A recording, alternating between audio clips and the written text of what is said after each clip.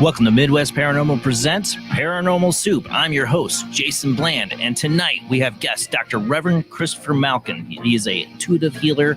We're going to talk about his what he's discovered about HIV, AIDS, Agent Orange, Gulf War Syndrome. He has a book, History, Truth, and Healing. HIV, AIDS, Agent Orange, Gulf War Syndrome, Morgellons disease, and Lyme disease. We're going to talk about those. His history of helping and healing people. We'll have him on after the World Wide Web of Weird. Also, we will open up the phone lines, but just wait. I already had somebody trying to call into the show. If you're trying to call in, wait. We will have, like I said, Dr. Macklin. If I'm getting the name right, Macklin, Dr. Macklin. Sorry, I was saying that wrong. Dr. Macklin on after the World Wide Web of Weird, and we'll take phone calls after the second commercial break. We want to get to know. This is the first time we've had Dr. Christopher Macklin. I keep saying Macklin on the show, so we want to get time to get to know him, and then we'll take your phone calls, and you can get to know him too, and ask your questions. And of course, speaking of the World Wide Web of Weird, we got weird to get to every Sunday night. We do, and there is definitely weird tonight. So let's go ahead and get rolling into the show.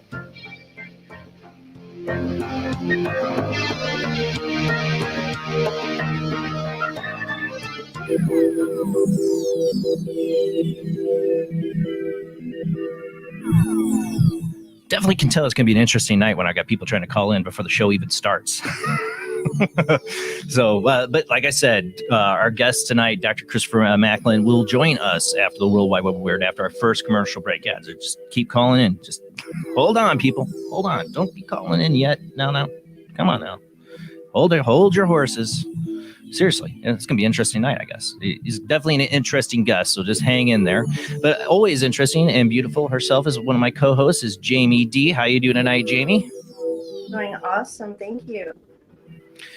Excited to talk. We got a little preview of some of the subjects we're going to cover tonight. We have Christopher in the waiting room right now doing our sound check, so I'm excited. I know you are, Jamie. Big time. Really looking forward to this.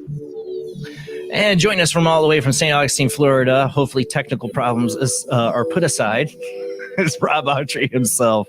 Hi, Rob. I'm broadcasting on a wing and a prayer tonight, so...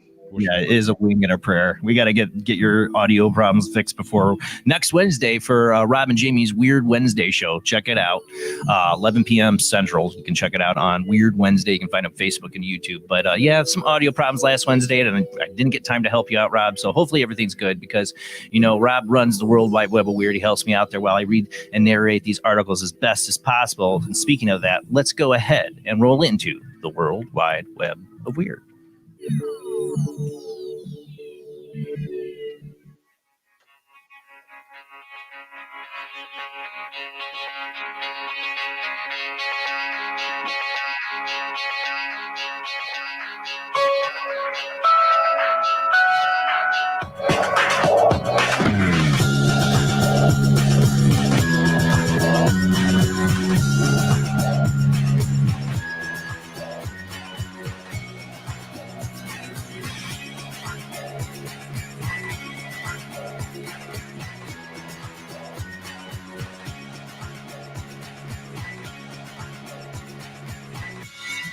Tonight on the World Wide Web of Weird, I figured I'd start with this one. I thought, this was definitely viral. Everybody, I think, has seen this, but I wanted to talk about it because, man, this is crazy. Airline pilots report guy with jetpack at 3,000 feet.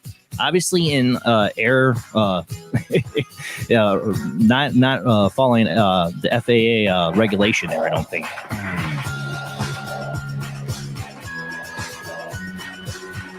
For those listening on the Paranormal Soup Radio Network, we are a webcast. You can watch us on YouTube or Facebook. But if you want to just listen, I understand. I'll narrate as best as possible. But we do show videos and photos sometimes you might want to see. Or you can watch on for seconds if you want to go back and watch a video later. That's on you. All right. First off, like I said, is man with jetpack up at 3,000 feet here. I got this from Unexplained Mysteries because I love their short get to the point articles. 2 pilots spotted the real life rocketeer while coming in to land at Los Angeles International Airport on Sunday. A man flying a jetpack is just about the last scene any airline pilot would expect to see, especially while approaching a busy airspace above a major international airport. This was a sight that met the pilots of the American flight in 1997 at last weekend. However, with both describing what they believed to be a guy in a jetpack 300 yards off their wing. The sighting was particularly unusual because they were still 3,000 feet in the air at the time, and there were very few jetpacks that actually capable of propelling someone at such high altitude. The fact that the culprit was flying around above a major airport makes it even more bizarre. Yves, how do you say these? Rossi's experimental wing jetpack may be capable of such a feature. However, his past flights have all been high-profile affairs carried out in remote areas. So who could be flying around by themselves above Los Angeles International Airport? Seriously, who? I mean, who, somebody that's not, just like, oh, I'm going to go buy myself a jetpack and go up 3,000 feet. Those are very rare. Only so many people can have that ability to do that. And I'm sure the FAA is near an airport. Yeah, the FAA is going to investigate everybody who has the capability of doing this, find out who did it. Yep. What is going on? Or was this a guy in a jetpack? Was this something else? Is what I'm wondering. Like they say it's a guy in a jetpack because they can't say it's an alien up there in a hoverboard or something. You know what I'm saying? Like maybe it was something else. I don't know. They have jetpacks that actually look like gliders. Yeah, I know. But like I said, who did it? 3,000 feet is some serious game. That's some serious altitude for a jetpack. Yeah. They can't just come out and say, there's a man on the wing. Yeah, I'm picturing William Shatner, Twilight Zone. Yeah. Let's get out there in a jetpack. Yeah. That would be scary. Wouldn't I'd be frightened to see that if I was a passenger in that plane. I'm like, what is this guy doing? What kind of drinks are they giving us on this plane? I just saw a guy fly by the window. I just saw The Rocketeer, which was a horrible movie. Okay. Yeah. All right, let's move on. Speaking of being on an airplane, being frightened, I do not want to see you. I want to see UFO, but I do not want to see it while I'm flying on an airplane. But this person did. Got this from Hidden Underbelly. I love their YouTube channel. They always get some really great footage from people. This I also got the article from Coast to Coast. Airline passenger admiring the view from her window seat could not believe her eyes when she caught sight of a curious object in the sky that resembled a classic flying saucer. The strange sighting reportedly occurred back on August 20th at around 11:30 a.m. shortly after the witness Mariah Lynn's flight had taken off from Philadelphia. While trying to take some cool aerial footage with her phone, she noticed a fast-moving silver object streaking across the sky and subsequently posted the puzzling footage to YouTube this week. As is often the case, UFO enthusiasts have hailed the footage as fascinating as possible glimpse of an alien craft. However, not everyone is convinced, as skeptics note that given the sighting's close proximity to a major airport, the oddity may have simply been another airliner coming in for a landing. All right, well, we'll let you guys be the judge. Go ahead and play this.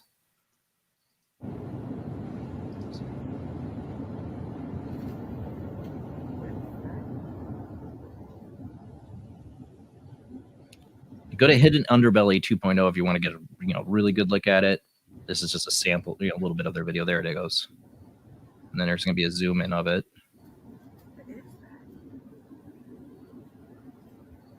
You hear her commenting like, what is that? Yeah, I don't want to see UFO up there. There's going to be a zoom in here in a second of it too. Ladies and gentlemen, please fasten your seatbelts. Do not mind the UFO flying out the window right now. We may experience some turbulence. Or alien abduction. Yeah. United Airlines is not responsible for any missing time or annual probes. Gonna say you got to include those. I don't know. It could definitely be No. another plane. I don't think it's a UFO. Yeah, it could be It's another. like a plane landing. Yeah, it's got the trajectory. Seems like it. I don't know. I'm not an expert.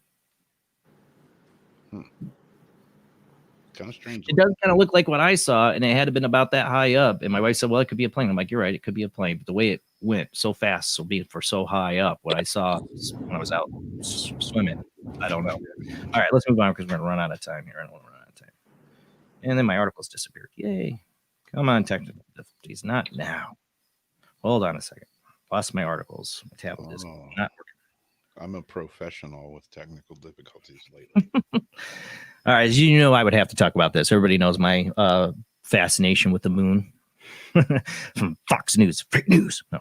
The moon is rusting, and scientists are stunned. Rust may be the result of water discovered on the moon. A new published study notes the moon is rusting, leaving experts perplexed by the discovery. The research published by Science Advances notes that the rust may be a result of water discovered on the moon, but is still shocking given the lack of oxygen and dearth of water on Earth's celestial satellite. It's very puzzling. The study lead author Shuai Lee of the University of Hawaii said in a statement, "The moon is a terrible environment for a hematite to form in." And then, man, articles are going nuts on me. Let me see. Yeah, there we go. Come on. Lee was looking at the data from JPL Moon Mineralogy Mapper when the researcher realized instruments detected spectra or light reflected off of surfaces that revealed the moon's poles had a very different composition than was the rest of it, the statement added. The polar surfaces showed spectra that matched mineral hematite, according to the study's abstracts. Yeah. Although oxidizing processes have been speculated to operate on a lunar surface and from ferric iron bearing minerals, ambiguous detections of ferric minerals from under the highly reducing conditions on the moon have remained elusive. The researcher wrote in the study, our analysis of the moon mineralogy mapper data show that the hematite, a ferric minerals, represents a high latitudes on the moon, most associated with the east equator facing sides of the topographic highs, is more prevalent on the near side of the far side versus long arrow. I forgot how long this article is. I'm going to skip ahead. Hold on a second. Scientists recently learned the moon loses water when the meteorites smack its surface, according to a study published March 2019. The NASA's Artemis mission also revealed that solar winds greatly impact the lunar surface and expose it to radiation from the sun. A separate study published in August suggests the moon is 100 million years older. Basically, in so many words, we don't know crap about our moon. I keep on saying it's an alien megastructure in our sky. I really do. I really think that. I'm all for the ancient aliens or Doctor Who concept that it's like this egg in the sky or whatever. It's not natural. You know, even though it's become of our natural world, everybody thinks the moon's just supposed to be there, right? Well, I think there's a lot of questions. I'm like, everybody's talking about Mars, and I got a last article to talk about that about Musk and Mars, but I want to go back to the moon. I am more fascinated about us going back to the moon. Maybe that comes from my 2001 Space Odyssey fandom, or finding the monolith on the moon. I think we need to go back to the moon. Aren't we supposed to go back to the moon? Yeah. Yeah, boots on the moon, right? Yeah. We should. I can't wait. I'm more excited about that than Mars. Yeah. All right. This next one comes from Zimbabwe. Another Unexplained Mysteries article. Bizarre report from Zimbabwe claims that 2 cops discovered goblins while searching a suitcase. Yes, you heard that right. According to the story, a particular incident began when businessman Sanderson Bloom Shamashi, who runs a grinding mill at the Lepto Business Center in Didi, is how they say it, was accused of being responsible for the deaths of several dogs that had ended up poisoned after venturing onto his homestead. Local villagers in the area were so incensed that they enlisted the help of 2 police officers who confiscated his suitcase and decided to open it to look for evidence of poison supplies. Like he's just walking around with a suitcase with poison, is what they think. Yeah, Zimbabwe. When they opened it up, however, they discovered a number of goblins inside, which terrified them so much they turned tail and fled as fast as they could. They were shocked when they saw the strange beings, which they believed were goblins, and were seen running for their dear lives, a source told B Metro. Apparently, this isn't the first time Shamushi has been accused of strange activities either. Most recently, he was seen by villagers digging a grave of a relative of his wife. So he was grave digging. He fled from the scene, leaving his shoes, which were used as an exhibit, and the issue was taken to Chief Nkubla. After a full trial, the chief ordered him to leave the area, but he denied vehemently that he was the one seen desecrating the grave. He said the chief should enlist the services of witch hunters, probably known as, I can't even say how they say their witchers, Tiskamandas, to come and sniff out the witch, saying if they catch someone else, he would take the villagers and the chief to task. So, here we are in America. Defund the police, whatever. The police over in Zimbabwe are fighting goblins. This was a real report from the metro.com. They're fighting goblins. Goblins' lives matter too. Yep. I'm just saying, I love this. We got our crazy. We think everything's crazy here. Just live in other places. It's cultures are different. People have different beliefs. You wonder what they thought was really goblin. How big of a suitcase? How big are the goblins in the suitcase? Yeah. How many goblins can you fit in a suitcase? That's what I want to know. Or what was in the suitcase was just some really good drugs. I don't know. I've never seen that. I don't know. All right, let's move on. All right, I need some coffee here. Hold on. Long retail Labor Day weekend here. I'm struggling. I apologize, people. Miniature Stonehenge aids acoustical study. For thousands of years, Stonehenge has dominated the Wiltshire countryside. Yet there remains much we still don't know, especially with regard to what it's like during its prime. New in a renewed effort to determine what standing in the center of the fully completed stone circle might have sounded like when it was newly built, researchers in the UK have conducted a new study involving the creation of a mini model Stonehenge. Creation not dissimilar to the tiny model Stonehenge that was comically appeared in the spoof movie Spinal Tap. To create it, the researchers used a laser scan data and 3D printing technology. Once the 12th scale model was complete, they tested its acoustical properties using a series of speakers and microphones which played and recorded various audio samples. The findings suggested while Stonehenge was unlikely to have been constructed with acoustics in mind, the monument would have nonetheless provided quite a significant enhancement of any voice or music within it, a bit like the reverberation found on modern music recordings. It's no surprise, therefore, any ceremonies or rituals carried out at the monument during its heyday would have almost certainly been very impressive for those in attendance. And I'm a big audiophile. I would love to hear what their tests are like with that model. Love to know what they'd actually, if maybe they did know stuff about acoustics and sound back then. I would think so. Yeah. I mean, it's easy to test and figure out, and they might have built something that had something a lot to do with sound, I think. All right, we're going to move on. Sorry, I'm an audiophile. I love that story. Okay. Maybe everybody's like, Stonehenge. Okay. All right. This one, okay, this gets you guys' interest up. I got this on Unexplained Mysteries. It's all over the place. It's very viral. Foulmouth Shadow. I don't think it's Falmouth. I say Foulmouth. Falmouth. Falmouth. Is it Foulmouth? No, it's not Foulmouth. Foul. Falmouth Shadow. I say Foulmouth. Falmouth Shadow runs out in front of vehicle. Footage emerged showing an unidentified shadow creature scurrying around the road in the dark. The eerie clip was uploaded by a Maine-based non-profit paranormal investigation group, Paranormal 207, and was recorded by a Falmouth resident who had been checking their dash cam footage to look for deer crossing a road when they discovered something very strange. The video, which was filmed a few days ago, shows a dark, shadowy creature darting across the carriageway in front of the vehicle before disappearing in the darkness at the side of the road. So could this be some kind of paranormal creature, or is this more conventional explanation? Fortunately, it's difficult to make out exactly what the animal actually is, especially given the low light conditions and the blur of its movement. It's quite possible that it's a dark-colored dog or something other mundane creature that just happened to dart out as the vehicle approached. You can check out the video yourself. Okay, we're going to play it. And I know skeptics have well in the right to say this is probably an animal and it's catching up. But the way that this thing darts across, the way that it looks like the shadow kind of masses and creatures people have reported, and I've seen too, with my shadow person experience. It gives me that eerie feeling. So go ahead and play. Oh, forgot. Mute it. Forgot to take the audio out. We don't want that. Yeah, make sure you mute it. Good song, but we don't want that. Yeah, go ahead, play it again. Muted. Sorry, guys. We don't. Good song. Yeah. See, it could definitely be a dog, but look, it's definitely. But doesn't it reminds me of the shadow stuff I've seen, and I know I've heard other people describe. It does kind of look distorted like a shadow, though. Yeah. It's like not like you can almost see through it in parts. Yeah.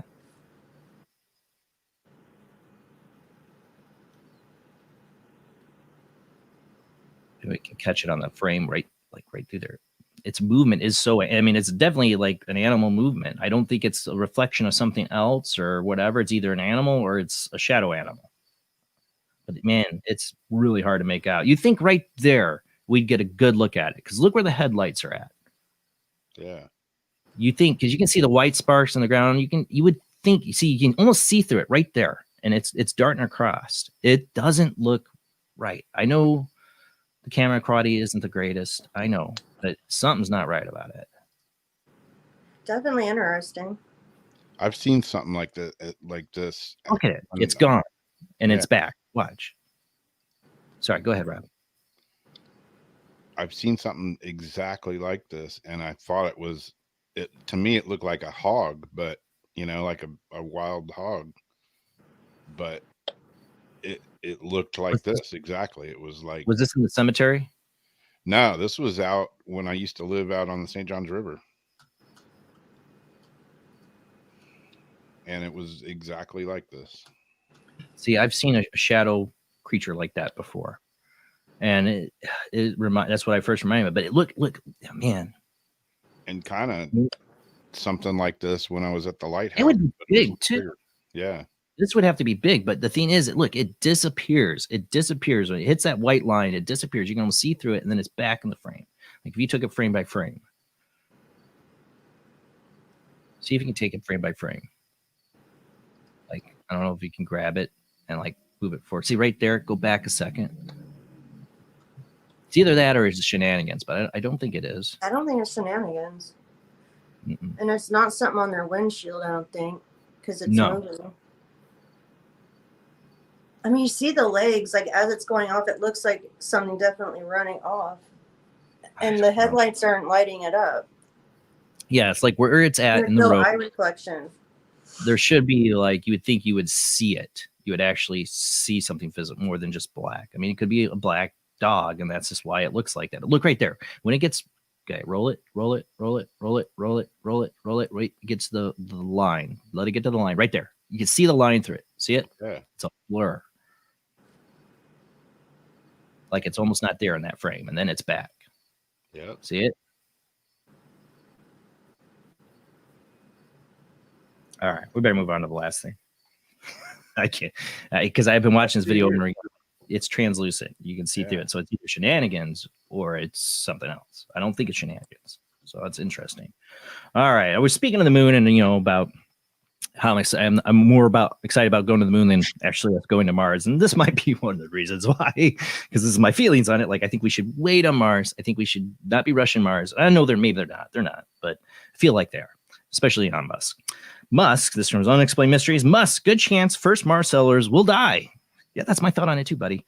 As work on Elon Musk prototype Starship continues, the SpaceX CEO has highlighted the dangers of going to Mars. This week, Starship SNG, you can just go ahead and play the video, no audio. Don't do the audio. We don't hear the rockets. The SNG prototype version of the ambitious spacecraft that Musk has hoped will one day carry future colonists to Mars completed a successful test flight, which involved hopping approximately 150 meters from one pad to another. It's pretty impressive. You look at the scene; it looks like it's just it looks like they took like like one of those grain silo things and put rockets on it. This is what I don't know. I'm not so impressed by the design, but it does look like that's quite a feat to lift that up in the air and bring it back down. The flight was improved. Yeah, the flight was an improvement over previous SN5 test flights, which took place just weeks before. It's certainly no secret Musk has some serious ambitious plans for the future that involve not just launching humans on Mars, but building up an entire colony living independently of Earth. He even, however, admits that such a feat would be very difficult and very dangerous. Getting to Mars, I think, is not the fundamental issue, he said to CNBC. The fundamental issue is building a base, building a city on Mars that is self-sustaining. We're going to build a propellant plant, an initial Mars base Alpha, and then it's going to get to the point where it's self-sustaining. I want to emphasize that this is very hard and dangerous, a difficult thing, not for the faint of heart. Good chance you'll die.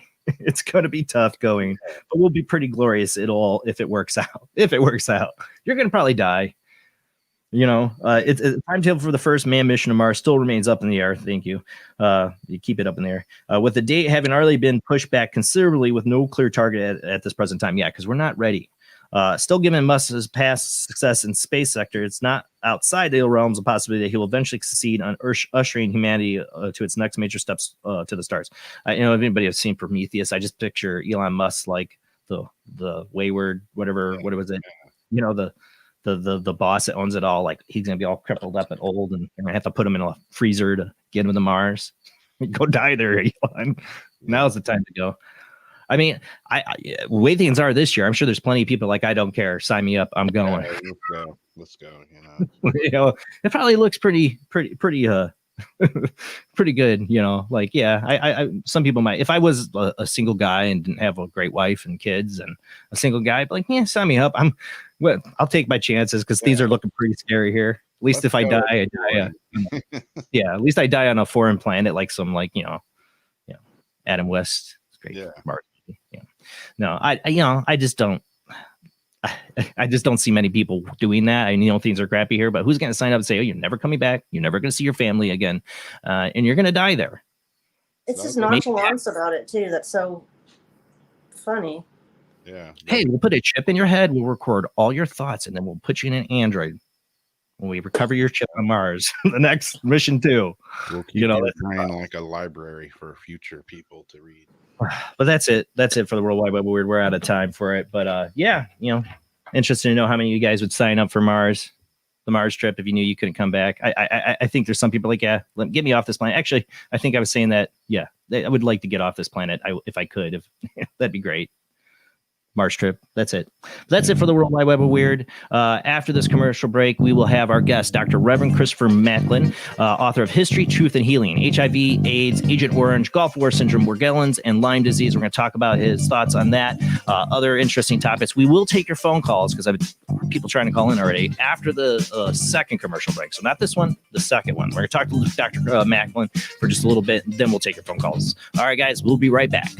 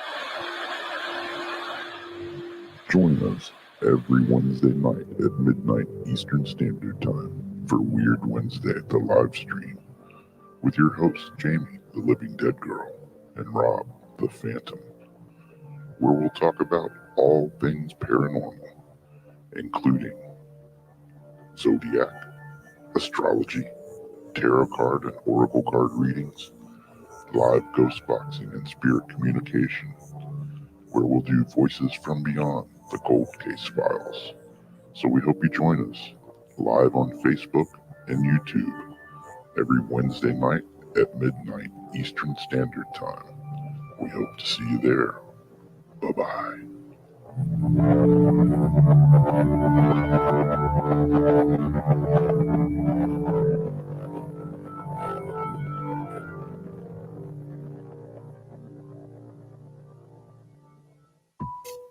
Since 1948, Fate magazine has brought you reports of the strange and unknown, all of them true. Fate Radio is carrying on that tradition, bringing you the unusual, macabre, strange, and bizarre. Join host Kat Hobson Sunday nights from 8 to 10 p.m. Eastern on WBHM Digital Broadcasting.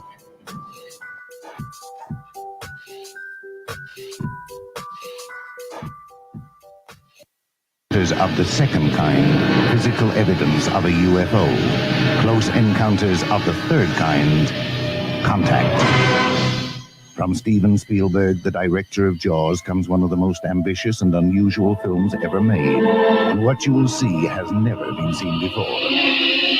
It's a cosmic mystery crossing what many scientists believe will be the next threshold of human experience. It is called Close Encounters of the Third Kind. It begins in an Indiana town and leads to one inescapable conclusion. We are not alone.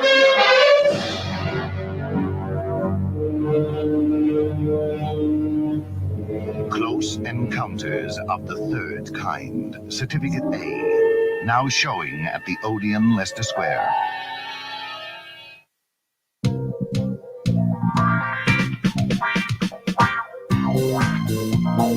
The night is alive. Join us and take a walk on the weird side when you tune in to the Kingdom of Nye, hosted by Heather Wade, the finest in late night talk. Listen live free weeknights starting at 9 p.m. Pacific time at thekingdomofnye.com, talkstreamlive.com, and the Paranormal Radio app.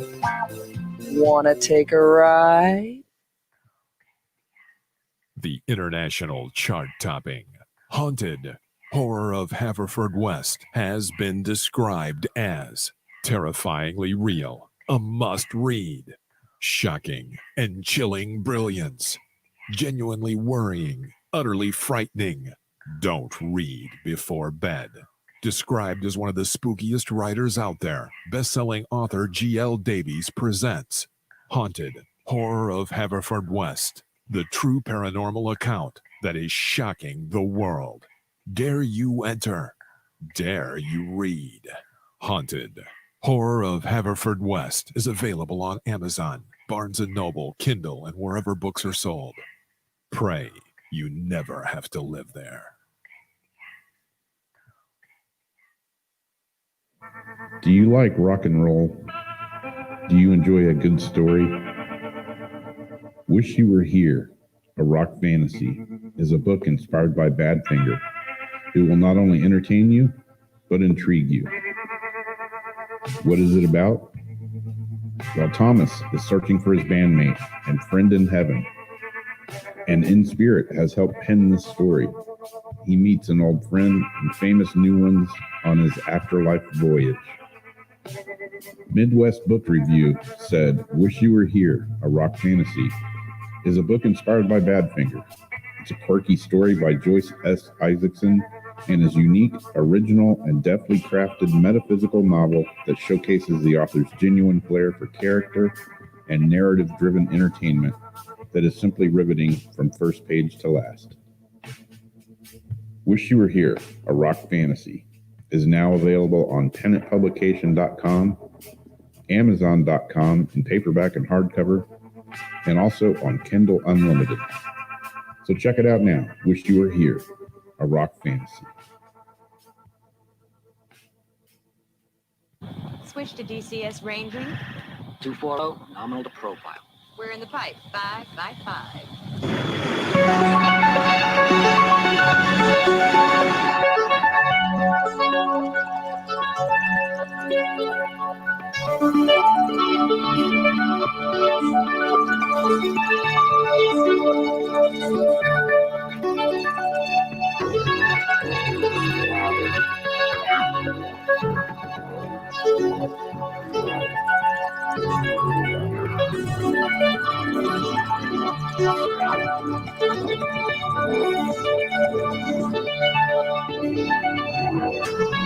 Tonight on Paranormal Soup, our guest is Dr. Reverend Christopher Macklin.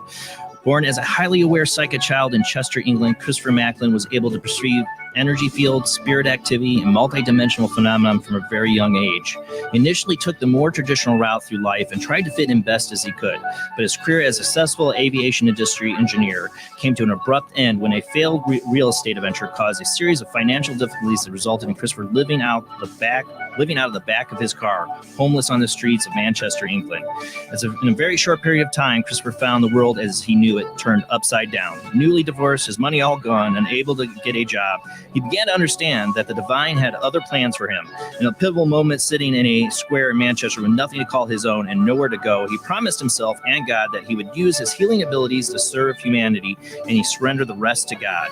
Things began to dramatically shift after this, and Christopher was afforded the opportunity to meditate for hours a day for years in order to integrate his highest path and understand the divine healing that was being called to share with the world. Today, Christopher works with thousands of clients internationally. He provides a full range of healing services that address a spectrum of physical, mental, and emotional issues, and he teaches people about their divine sovereignty, divine alignment, and divine plan. And his wife Amanda have founded the Global Enlightenment Project to serve an awakening humanity and support the healing needs of people all over the earth. He's also the author of History, Truth, and Healing, HIV, AIDS, Agent Orange, Gulf War Syndrome, Morgellons, and Lyme disease. We're going to talk about all that. We will take your phone calls after the next commercial break, so just hang on there. But we got a lot to get to, so let's go ahead and get to our guest.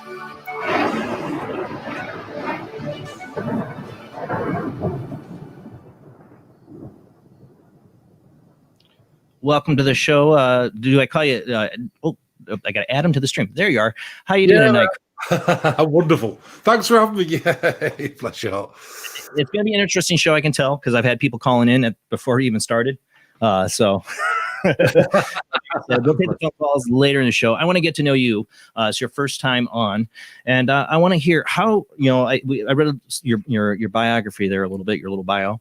But where did this all? It sounds like you've had this ability. You had this ability. It says from your early age.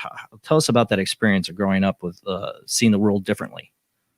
Well, you see the world differently. I could see craft things going on in the sky, because you can see through veils, and so. Could see craft, and I could certainly see beings, attached to people and beings around, because obviously the same space, different time.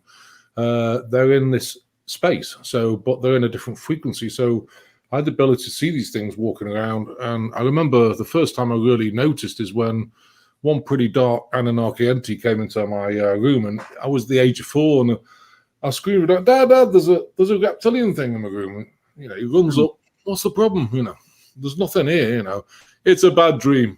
No, it's not. It's sitting there, and it's a feeling as like that really dark feeling you get. And wow, So anyway, he obviously didn't believe it, and I realized that it was kind of important to manage it myself, even at the age of 4. So I screamed like, "Get out my room!" With an enormous amount of power. It disappeared. This is interesting. And so I learned to navigate it myself, and I saw these things. And then, of course, you get into the schooling system, it's all blah, blah, blah. And then I did a degree. I had severe dyslexia when I was younger, so I was put in the remedial class. And they thought I was really thick, but I'm brilliant with numbers, but, not very good at English. And, of course, you're in England. Well, English is the #1 subject at that time.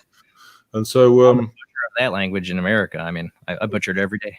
Yeah.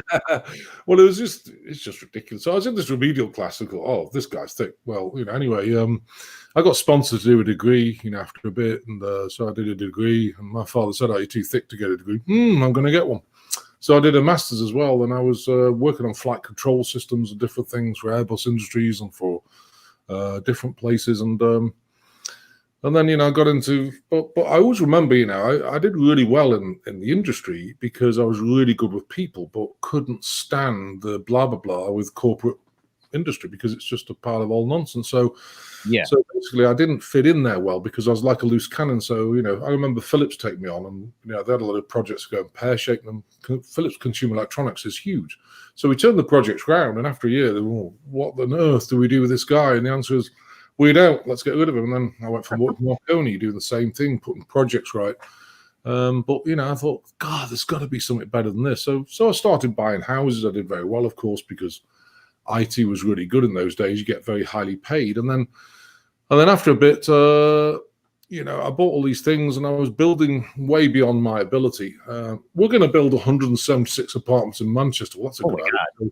So I bought the land, borrowed the money. It was millions of pounds, and of course, in the crash in 2007, the bank phoned up and said, "These apartments that you think are worth £220,000, they're actually worth 90 right now. So you've got 14 days to pay this money back." Oh, well, hang on a minute. I don't seem to have the money, so whole life collapsed. And it was the best thing that ever happened to me. And that's the thing, you get these situations, and what a blessing it did, because it took me on a completely different path. If I went to a psychic 20 years ago and they said, "Well, you're going to be in America, you're going to do God's work, and you're going to live off donations," I would just fell about laughing. What are you You nuts, you know? And, oh, we're doing it today.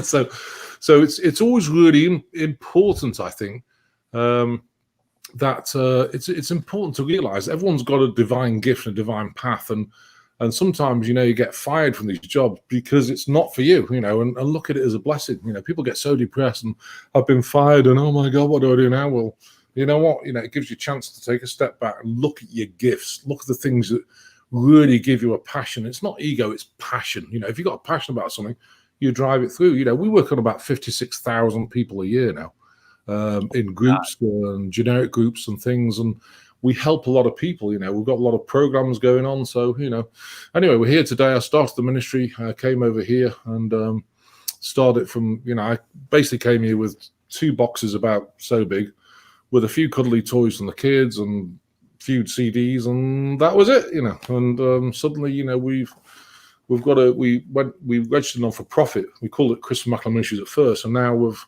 registered for fictitious name, which is actually for the Global Enlightenment Project. So it's doing business as, you know. So we've developed it. It's taken 14 years, and I've been on a journey, seen some extraordinary things, some absolutely extraordinary things happen, you know, with people, with governmental systems, Illuminati fallout children, you name it. I've worked on it. I've worked on people who have been raped by Zeta Greys.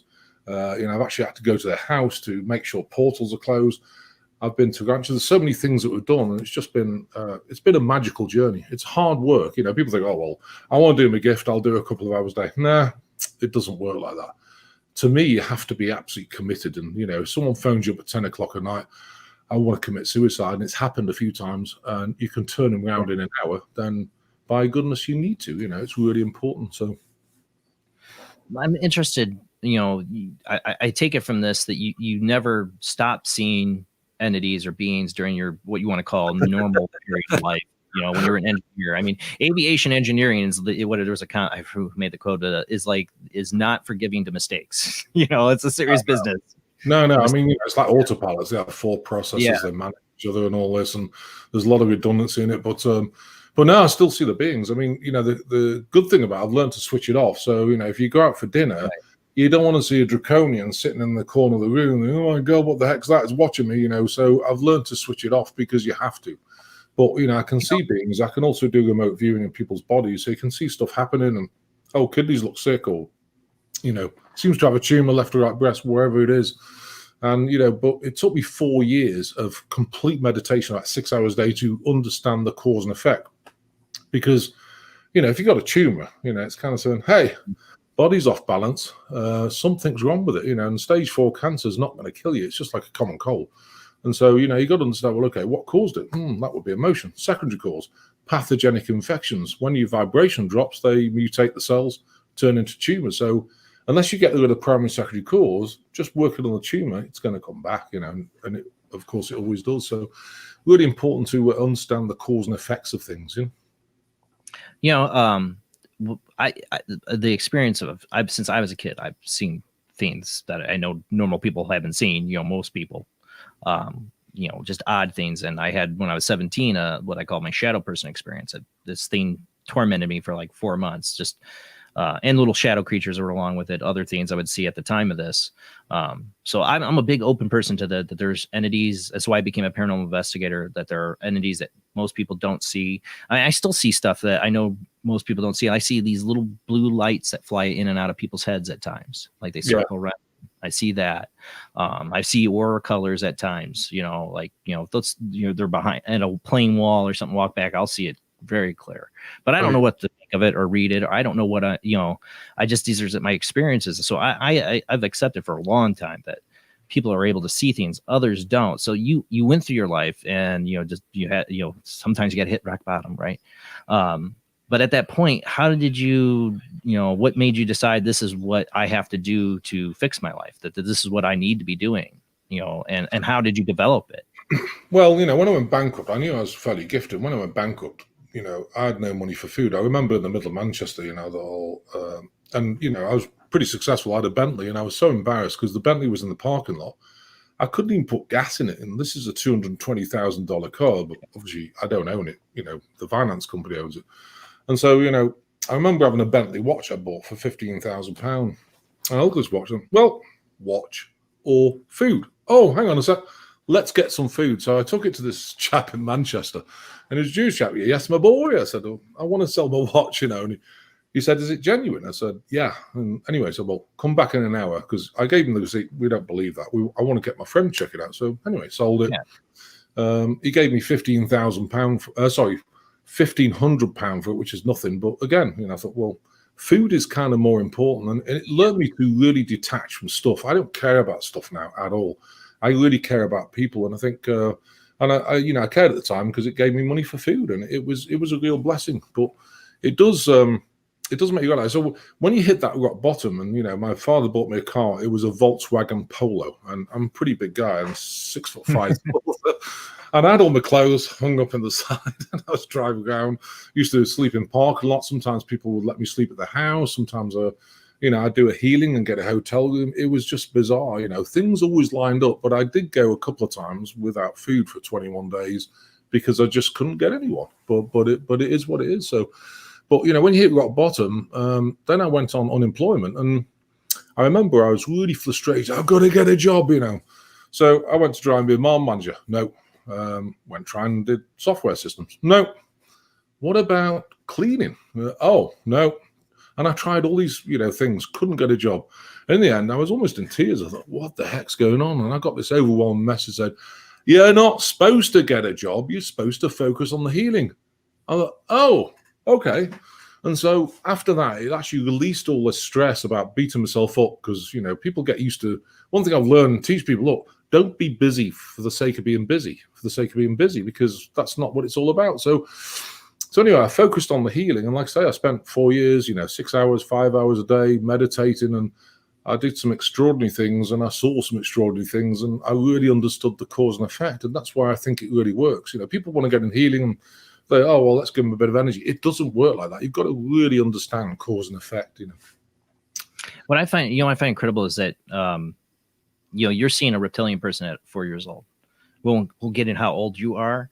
But I mean, if you think about the whole reptilian phenomenon, when it became more into the internet threads and the mainstream media, we're talking maybe 80s with V, and then you got, David Icke, and then the number of, books he's written on reptilian people. It really didn't hit into the conscious, but here you are at 4 years old seeing one of these things, like many other people have. I don't know if I've ever seen a reptilian being. I've seen people, I remember I work retail, and I saw a guy walk through my store whose eyes were glowing purple, but nobody else was seeing it. Nobody else. I even went to one of my other managers, and I go, does anything look weird about that guy to you? He goes, no. I said, okay. Because he looked dead too. His face looked like some kind of horror dead, and his eyes are glowing purple. And I'm the only one seeing this. That makes you feel crazy. It makes you feel like you're going to lose your mind. I already weird stuff not to know. It's just one of those things. But I don't know what he was or what that was. I have no understanding of it at all. Just like I still don't, all these years later, have an understanding of what the shadow person was that, almost drove me to the brink. Well, there's also shadow person. Also shapeshifters as well. I mean, you can get a shapeshifter, and some of them, it's interesting because people don't see them. I can see them, but what's interesting is if you ever see, you can always tell a shapeshifter because they're just not there. They're mean. They're very, you can feel them. They're very dark. So if you believe someone's a reptilian, because they take a human form, but they can't hold it. So we've got a kind of map of intent or a prayer thing, whatever you want to call it, because people don't like the word prayer. So it's a map of intent. So if you ever see someone, look at them, ground yourself. I am of God. I ground myself to the earth. Dear God, I command that you show this person in their true form. If you ever do that, what will happen is you'll see an overlay, like a opaque overlay over them, the actual reptilian creature. Because I had a girlfriend like that, and she was so mean, and it wasn't long. And I was looking at her sitting on the sofa. Why are you so mean? Did that. Oh my God. I left next day. I'm a Smashing Pumpkins fan. I went to 5 concerts back when I was high school, and I've heard Billy Corgan, the lead singer of Smashing Pumpkins, tell a very similar story.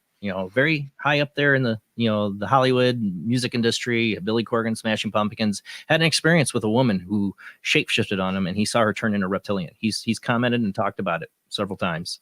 Oh yeah. So people think that's crazy. We're not the only ones who've seen this stuff. I mean, Billy Corgan is probably not my best example. Well, it's a good prayer. People don't like the word prayer because it sounds Christian or whatever. It's okay. It's just a map of intent. But if you say that map of intent, what you'll find is that overlay will come over you. Wow, okay, they're reptilian because they can't hold that human form. It's pretty interesting. Well, speaking of that, you mentioned Christian. I mean, what do you say you are religiously? I mean, how does this fall for you? No, I just feel I was called God, and I use the word God because it's a generic term, and to me, it's like God, goddess, prime creator of all it is. That's what I believe in. There is a creator, I'm sure, of all it is, but I just see different religions as kind of separation, and I mean, I see a lot of things going on with Christianity, Buddhism. It's all separation. Why don't we just come together and look at the teachings of Jesus? If you look at Jesus' teachings, it was unconditional love, full stop, nothing else, no judgment, unconditional love, but in the Christianity, we have all this, I remember doing the first gay marriage here in Taney County in America because I'm a pastor. So I did it. They were sweet, sweet guys. Put it on Facebook. Oh, wow. How dare you, man to man. It's a sin. Jesus will judge the sin, not the sinner. No. I'm not having that. Jesus will judge nothing. In fact, he would come to the party, convert water to wine. We'd have a wild party with him. So I don't believe in all this stuff. I believe in unconditional love, Yeah, I'm right there with you. That's I say I'm a spiritual agnostic because I question everything, but I do believe in a God. That's what saved me. My shadow person experience was me finally going, please, God, help me, as this thing was levitating me up off my bed and throwing me down. And I became a complete believer in God, but I didn't become a Christian or anything else. I'm still open to what God is. You see, I'm wearing this shirt here. It says, "May the force be with you." That's my kind of belief. I feel like God is like a force or a will that is moving the mechanics of the universe and everything that's happening. Creator and movement. It's a will, it's a force of things to come and happen. I don't know. It's just to me, it's not like a guy sitting on a throne with a beard, and saying, "Well, this is my rule book." Nope. I just don't feel like that. It just. No, not at all. Well, I view this as a third dimensional classroom. So we come down here and make mistakes. We navigate through it, and of course, different star seeds have come. They volunteer. I always warn people: look, if the prime creator ever wants you to get in the queue and volunteer to come down here again, think twice before you do it because it's not an easy place to be. So, and my advice is go to the toilet, pretend you've got diarrhea, and don't come out until they've got all the volunteers. Just when you go over to the other side and ask you when to come back, just remember this year, 2020, be like, "No, thank you." Oh, let's stay over there. Like I said, I'm willing to go to Mars at this point, one-way trip, but that's the thing. We are living in weird times right now, and the energy, is really weird out there. I think a lot of people that are sensitive to it feel it. Something's going on. There's it does feel like we're into some kind of change or something's going to happen, or we're on the verge of some great either awakening or apocalypse. I don't know. But that seems to be the general thread of thought out there. Oh yeah, I mean, you've got to remember though, there's timelines. There's humanity's timeline, which is collective, and it's steering. And you can go in multiple directions, and then there's your own timeline. And it's for me, timelines. If you create a timeline where it's not going to bother you, you will create that timeline, and that will help the collective also. So if we all create that timeline, it's not going to touch me. Full stop. And if you have the faith, to me, faith is getting your vibration up where you absolutely know for a fact, in your being that nothing's going to touch me, and it won't, See, you hear the agnostic thing in me. Like, I'm jealous of people who have like complete faith in things because I don't. I have faith in very few things. One, I do believe that there is something at the end of the tunnel. I do believe in an afterlife, and like I said, may it be a force, God, what do you want to be? There is something, a divine presence. I felt it, unconditional love. That's what it is to me. But what else beyond that, I don't know. I question everything. I question everything. Surrender. To me, it's about surrender. I go through, with the ministry, I never worry about money. I never worry about anything, and it took me a while to get there because, I used to have this mind chattering mind, well, how am I going to pay for the bills this month? And I don't worry about it because I did a deal when I actually opened this ministry, did a deal with the prime creator. So look, I don't like accounts. You do the accounts, don't like money. You sort the money out. You do the sales. I'll do the healing. And ever since I did that, it's just like, rocketed, and I think because I surrendered to it, and I'm very authentic, I've got no ego about things. I'm just very authentic, I'm just me. And I think that's what you got to do is just be you. Christopher What it Macklin, reminds me of is I'm a commoner. well, what it reminds me of is, I don't know if you're familiar. I'm pretty sure you are, but a big fan. I used to, when I was a kid, I read the book The Sleeping Prophet, Edgar Cayce. Yeah. And I was always fascinated by that big kid. And a lot of what you're telling me, about your life and that reminds me of Edgar Cayce and the way, he tried doing his business ventures at a very young age. Everything had catastrophe with it, and things didn't settle out in his life until, he never made a lot of money doing readings. It kept him and his family afloat. But, his wife would say, like, why'd you buy a new fishing box? We got to pay the water bill or whatever. We got to pay the bill. They didn't have water bill, I'm sure. That's, but we got to pay the electric bill or whatever. And he's like, oh, it'll be all right. God said it was all right. To get a fishing box. Because he just had faith that things will take care of themselves and just relax. And his family always kept afloat during those times. Things would come in, that it kind of reminds me. And then when people would try to use him to do things for money, like search for this location for like oil or whatever, he would have horrible health effects on him. Oh yeah, absolutely. And that's the thing, it's doing God's work for God's work. It's like, if you look at this manifestation thing, you can manifest because, I've had a Bentley, but you can manifest for greed. And it's all about me, and I want to show off to everyone I'm stinking rich and all this. That's just not the right energy. But if I manifest from God, you think, well, okay, I want to take this disabled kids to the swimming pool every week. I need a minibus all kitted out, and it's going to cost $30,000. If you manifest that and hold the space, but don't think where it's going to come from, not your deal. It'll just arrive, and things do arrive for us, I've seen it so many times, I remember the first thing I bought for the ministry was a projector. I thought, I need a projector. It's $900. I thought, well, I've only got $900 in the bank account. I don't know whether to spend it or not. No, hang on, I'm being third dimensional. Right, let's just buy it. Thank you, God, for the blessing. Do you know what? I bought it. Within 3 days, that money was back in the account. I don't know how it happened, but it just did. And I thought, wow. So, putting it out there and just stepping forward in faith, it always comes back. It's pretty amazing. Yeah, I got to get in tune with that, man.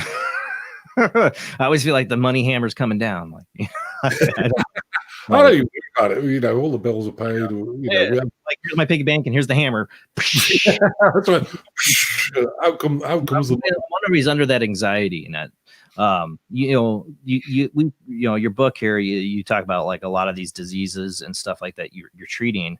So walk us through how do you heal people? How does the mechanism of this work? Well, there's different parts of the healing, but the manufactured diseases is Borrelia, which, Borrelia is a spirochete, not a sparky, because apparently my accent, people think, what's a sparky? It's a sparky.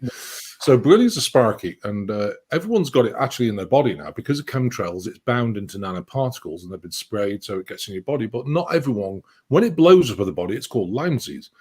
So you think, well, hang on a minute. If everyone's got it in their body, why didn't it blow up in some people's bodies and not others? And it's the same with HIV. HIV is a spirochete. When it blows up in the body, it becomes AIDS. And it's pretty obviously just the body. They're almost all the same. Same with Agent Orange. So a lot of people get these spirochetes, but they don't blow up in the body. So how do we make them blow up? Well, if you ingest either by emotion, which will affect your DNA, or if you ingest agrobacterium, which is in GMO foods or vaccines, if you take those over a period of time, it can damage the DNA and allow these things to replicate. So then, you get Lyme disease, or you get AIDS, or you get Agent Orange replicating your body, which is really destructive as well. It does the same thing. But they're off-planet technology. They're zeta-gray technology. So the problem you've got is that, if you get like bacterial infections or these spirochetes, and they come from this planet, there's herbs and remedies and things that you can use on the planet. It's got all the resources to take care of stuff. But you bring something with a different planet and bring it down here, technology, you don't have the facilities to be able to use the herbs because they don't have the right herbs down here. And that's one of the problems. That's why there's no cure for Lyme disease. There's no cure for AIDS. They have drugs that can help slow it down by, suppressing the autoimmune or whatever, but they don't have a solution.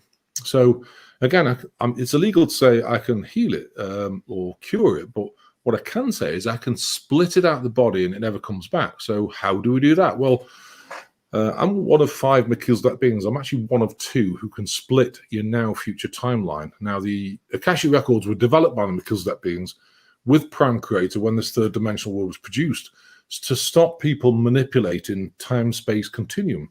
So what does that for example, if you go back in time, so the government's done it. They've gone back in time to Hitler's time. Well, let's try and take him out. But you can't. Why is that? Because he's on a different timeline, and the timeline's already happened. So you can't jump a timeline to do anything because it's already happened.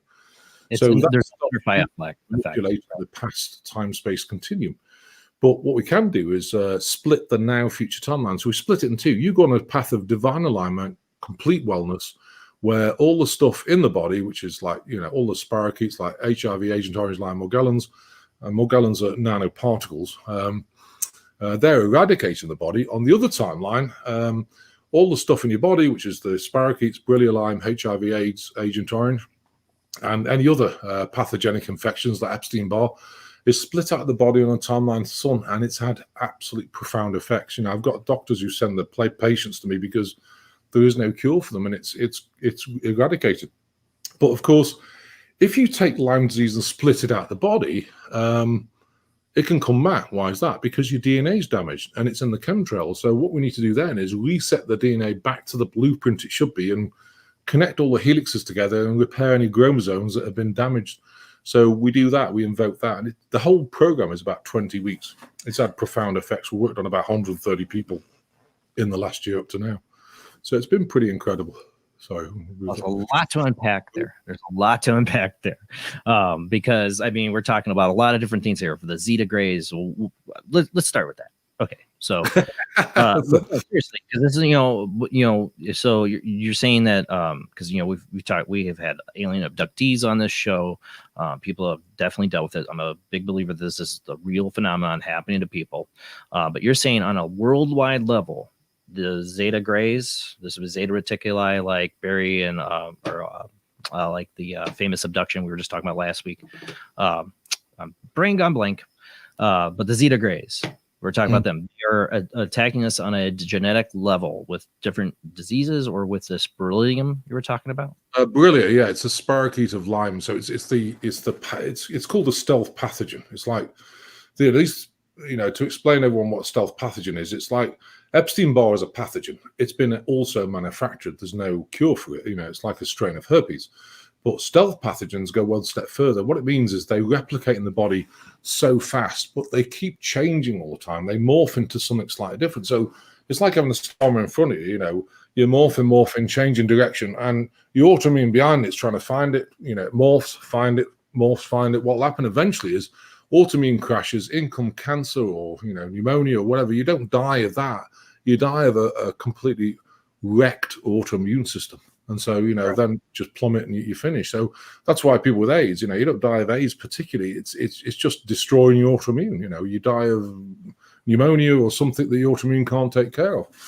So these stealth pathogens are really prominent. And the technology was Zeta Grays, the paperclip, they came with Hitler, paperclip project came over here, started developing these pathogens, Epstein-Barr and all the things.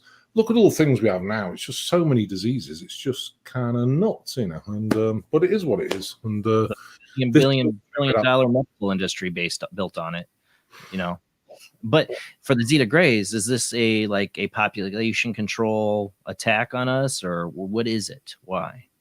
No, they destroy their planet. They wanted to actually create humanoids so they can actually keep their race going. And so what they've done is, for the technology, and it's like giving a 5-year-old the keys to a Ferrari. It's not a good idea, but never mind, they've done it.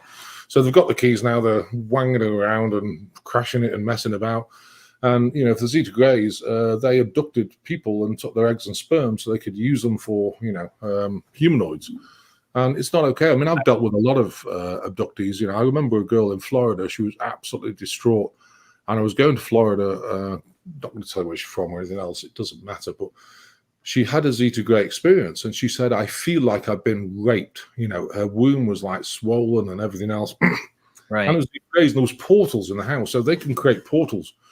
And so I went to see it, and I took 2 crystal grids and put them in, and it got rid of them. Because the thing about Zeta Grays, if you have a Zeta Gray portal in your house, they smell of drain. They, like drain, like really rotten egg type drain smell. Like And sulfur? smell this like in particular place in the house. That's Zeta Grey portals. So I shut them, put this grid in. She never had another problem. And I did some healing on her because, of course, the distress, if you ingest emotion, one of the biggest things of sickness is emotion. And, when I have clients, I said, wow, you got a lot of emotion there. Wow, how do you know? Well, that's because everyone's got it. We've got several thousand layers with all this nonsense on TV and nonsense in political, nonsense in, separation of religion. There's separation now. There's mass separation. There's everything separation. It's just crazy, and so it's creating separation, ingesting emotion, getting all riled up, and of course, the layers get bigger and bigger. We ingest several thousand layers. So the problem you've got is if you go to a practitioner like psychotherapist, psychiatrist, they'll poke at one layer, ball your eyes out. Go next week, poke at another layer, ball your eyes out. But you've got several thousand. So you're going to be several thousand years old before you've even got rid of half of them. We don't live that long. So we do have a fast technique. I work with the things called Melchizedek beings. I was born as one, of course. And they can actually, within this onion layer of emotion, they can pull, what's your biggest layer right now? Let's pull that out. Next biggest, pull that out. And they pull them out and they can, they can pull 81, 162. So you release it really fast, but of course you get a reaction. So that really helps people as well it's not just about the abduction. It's about also the aftermath of the emotion, and the trauma and the PTSD associated with it. And help with that as well. So. Yeah, I mean, we've had a number of alien abductees on there, and it's life-changing. And I've had my weird experiences I'm still kind of afraid to delve into. I'm a big believer that something's going on. Now, like, you talk about creating portals and this stuff. It sounds like, are they interdimensional? Oh, yeah. I mean, there's infinite dimensions. The Melchizedek beings sit in the ultimate dimension. And what happens is that... from the ultimate dimension, obviously we come down here, but they also police space-time continuum here, and that's a really important thing because people open portals sometimes. For example, Tesla lights can open 7 million portals an hour, and it's like having a football in a third dimension world. If you keep poking holes in it, the air's going to start changing, so time-space is going to change where we can't live in it. So we do police it, and they actually close the portals periodically when the time-space continuum changes a lot. There's a lot that we do behind the scenes, or I do behind the scenes with other people that people don't even realize. But there's a time-space continuum kind of equilibrium going on, and there's also you mentioned about the feeling of the collective, the anxiety and the hatred and things. Yeah. There's a crystalline structure around the planet which we used to use as telepathy, and of course now what's happening is that humanity's dumping their emotions into that. So what can happen is that if you're not careful, if you leave it, you can get overwhelmed with despair. You'll get mass suicides because people have just got this overwhelming despair. So one of my jobs is to go with the Acturians and actually clear the grid periodically, about once a week. We used to do it once every 4 months. But because of the change over the last year or two, 2020, we're doing it once a week, and it's just crazy. Yeah. That it sounds like you'd have to in 2020. It's crazy. Well, that's the thing. The energy's completely changed over the last few years, and I feel it. Something's happening, right? Something's changing, or something's about to. That's how I feel. And it can be overwhelming. Me and my wife talk about all the time anxiety. Now, I had a long question. I lost it in here, but it's a question my wife has. When you talk about conditions, I'm sure one that you deal with quite often is fibromyalgia. My wife has that. Oh yeah, all the time. Easy to get rid of. Okay, so what there's a lot of. It seems like a lot of not knowing what fibromyalgia is. It seems like a lot of the medical community is at a loss when it comes to it. So is this another effect of the zeta reticuli, or what's going on with the fibromyalgia? Kind of. The deal with fibromyalgia is this. I mean, if you go to the doctor, you've got fibromyalgia. 9 out of 21 symptoms: lower back issues, bit of depression, feel sick, headaches, you name it. So there's a couple of things that cause fibromyalgia, but one of the biggest things is aching of the muscles. Now, why should your muscles ache, or your connective tissue aches, or your joints ache? Well, the reason is, first of all, one of the things with fibromyalgia is you've got an attachment. So if it's an Anunnaki, it sits in the abdomen, hangs on the shoulders. So you've got tight shoulders or aching neck, It'll crash the abdomen, so it'll drop the vibration of the liver, so it doesn't process toxins. So your brain gets full of ammonia, so you get headaches, or it taps in the lower back. It sends you negative thoughts, so you've got depression. It also destroys the L4, L5 disc. Even though it's a spirit here, it still destroys the L4, L5 disc over a period of time. That's why people say, oh, I've got lower back issues. Oh, we've probably got an NT. And what happens is because the disc gets weak, it bulges, and then you get sciatic down left or right leg. But one of the biggest things is because your vibrations drop. All those problems. All those problems. Yeah. What happens is that the Epstein-Barr pathogenic infection gets into either the muscles or it gets into the connective tissue, and then your autoimmune's attacking it because it's trying to get rid of it, and it inflames the connective tissue or the joints. Or so there's a few things. We got rid of it really quickly. I've got people with fibromyalgia, but we have a solution to it. Well, I don't have fibromyalgia, but all the lower back pain. I have a neck problem I've had for years now. It's like this side of my neck is just it's constant pain. The only thing that's helped me is taking CBD. That's the only thing that was like a relief for it. But I've had horrible neck problems, and I have the sciatic problems, all that stuff. I mean, it seems like everyday life doesn't help you with that. I mean, there's natural problems that can cause that, but you're saying an entity attachment can. Yeah, it can. I mean, of course, like you say, life problems, because you get stressed, it's pulling the muscles out. Like people's back and hips go out like 1 inch or something. If you carry on walking around like that for a while, then you're going to damage your lower back because, so it's important to, not just to get an adjustment, but, do some basically release of emotions so that you can actually get back to, being chilled out again, instead of all anxiety. I mean, we're taught, I see so many people go to work. Oh my God, I hate my job. They get PTSD from it because they can't cope with the amount of work because they're doing 20 people's jobs for one person. And, it's just like, this is ridiculous. Stop it. I've got one girl right now, she's got PTSD because of a job. Well, one thing is leave it. But the second thing is let's release the emotion and work on the neurochemical flow so that you can actually navigate the job and it's okay. You offered tonight, I didn't even mention this yet in the show, about doing a session tonight, like kind of like a healing session. What were you we were talking about before the show? Yeah, I can do something, to release entities, comb the meridians so you can clear, get rid of any entities. I can do that, on a group basis if you want me to. And then what we can do is send you some energy. If you've got spirochetes and I'll give you a tachynet or space-time continuum energy. It's very different because it doesn't make you sick. Because with spirochetes, you get huge die-off. And then we can detox the body, and then we can do some heart chakra releases, if you want. It'll take about 10 minutes. I don't know if you want to do it now or later. Well, we're going to come up on a commercial break soon, and we'll open up the phone lines when we come back. But yes, I do want to give that a shot. I've had other guests do similar things on the show, and I'm all for that. That's why I like doing a live show. Like everybody's like, when did you have a podcast? I'm like, no, I'm not interested. I like a live show for these kind of things, the paranormal happening live here. Yeah, absolutely. So yes, definitely we will do that tonight. We definitely will. I'm not sure when yet, because I definitely will open up the phone lines since I had so many people calling in after we come back from the second commercial break. There's still a lot to unpack there. Like everybody's heard me talking on the show. I'm a big believer in the parallel universe theory. Not that I'm a believer. I question it if it's real. In my mind, I don't know. But I feel like it is. I've had a fascination with it since I was a kid. One of my favorite shows was Sliders, where they're jumping between dimensions. The whole idea fascinates me. I've talked about my theory of like the universe. Sometimes I wonder if we're constantly shifting different parallel universes. Because if there's multiple millions of trillions of different parallel universes, and there's one just they're like you said, layers, like an onion of energy field. Well, it could be layers of universes. You could be hopping in and out of different timelines. Oh yeah, but there's difference between timeline and universes, because to me, right. Again, this is my perception.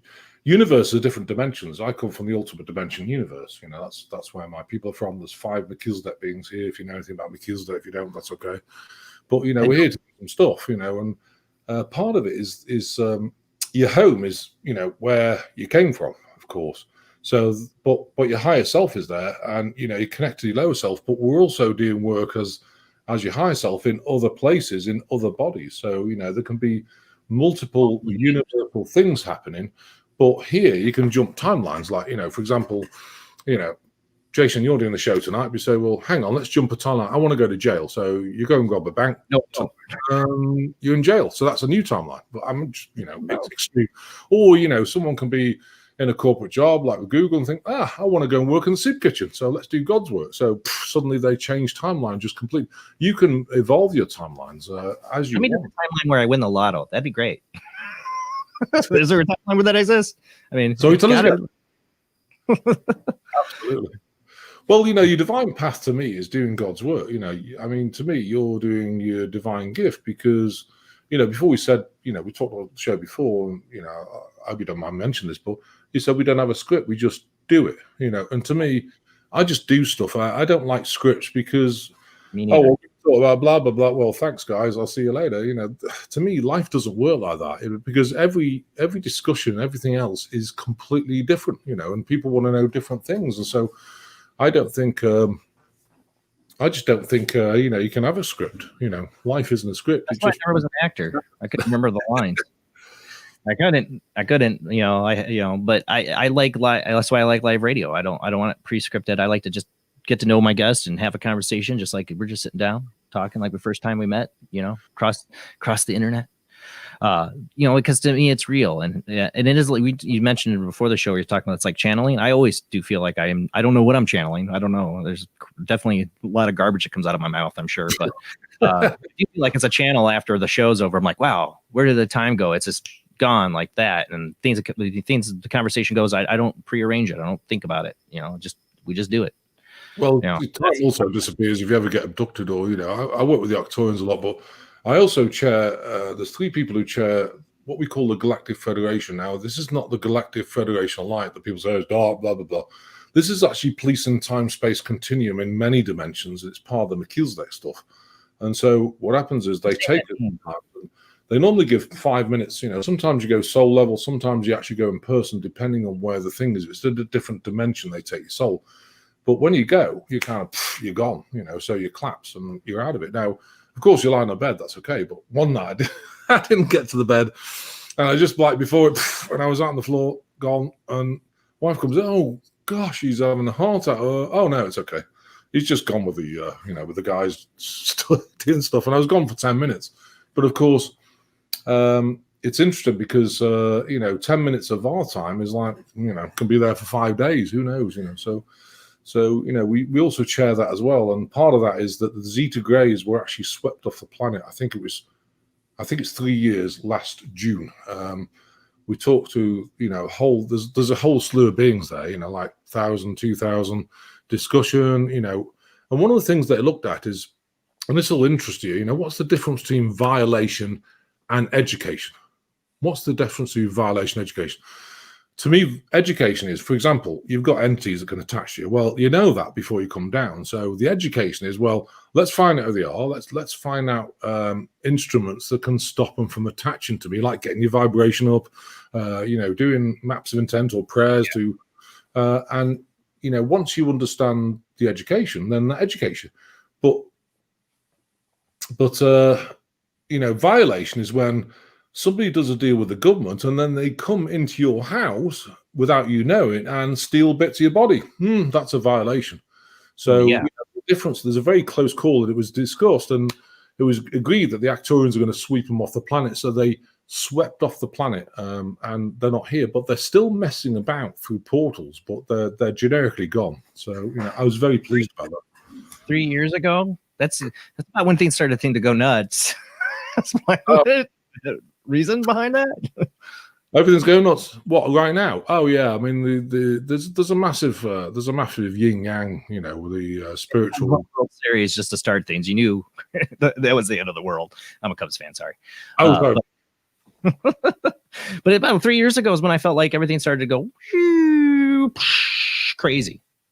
Oh yeah, and I think we set the Zeta Greys off. Now all the cabal and things are happening, and it's just like I say. I know people are empaths, and I know there's empaths. You got to be careful you don't ingest humanity's like despair thing going on, because it keeps filling up. It's very easy to feel this despair. That wow, I feel so overwhelmed, and Well, hang on a minute, it's not my deal. I've got to stay in my space. And it's also important to get people around you who can hold the space for you. You don't want people with judgment. You don't want narcissism and all this sort of thing.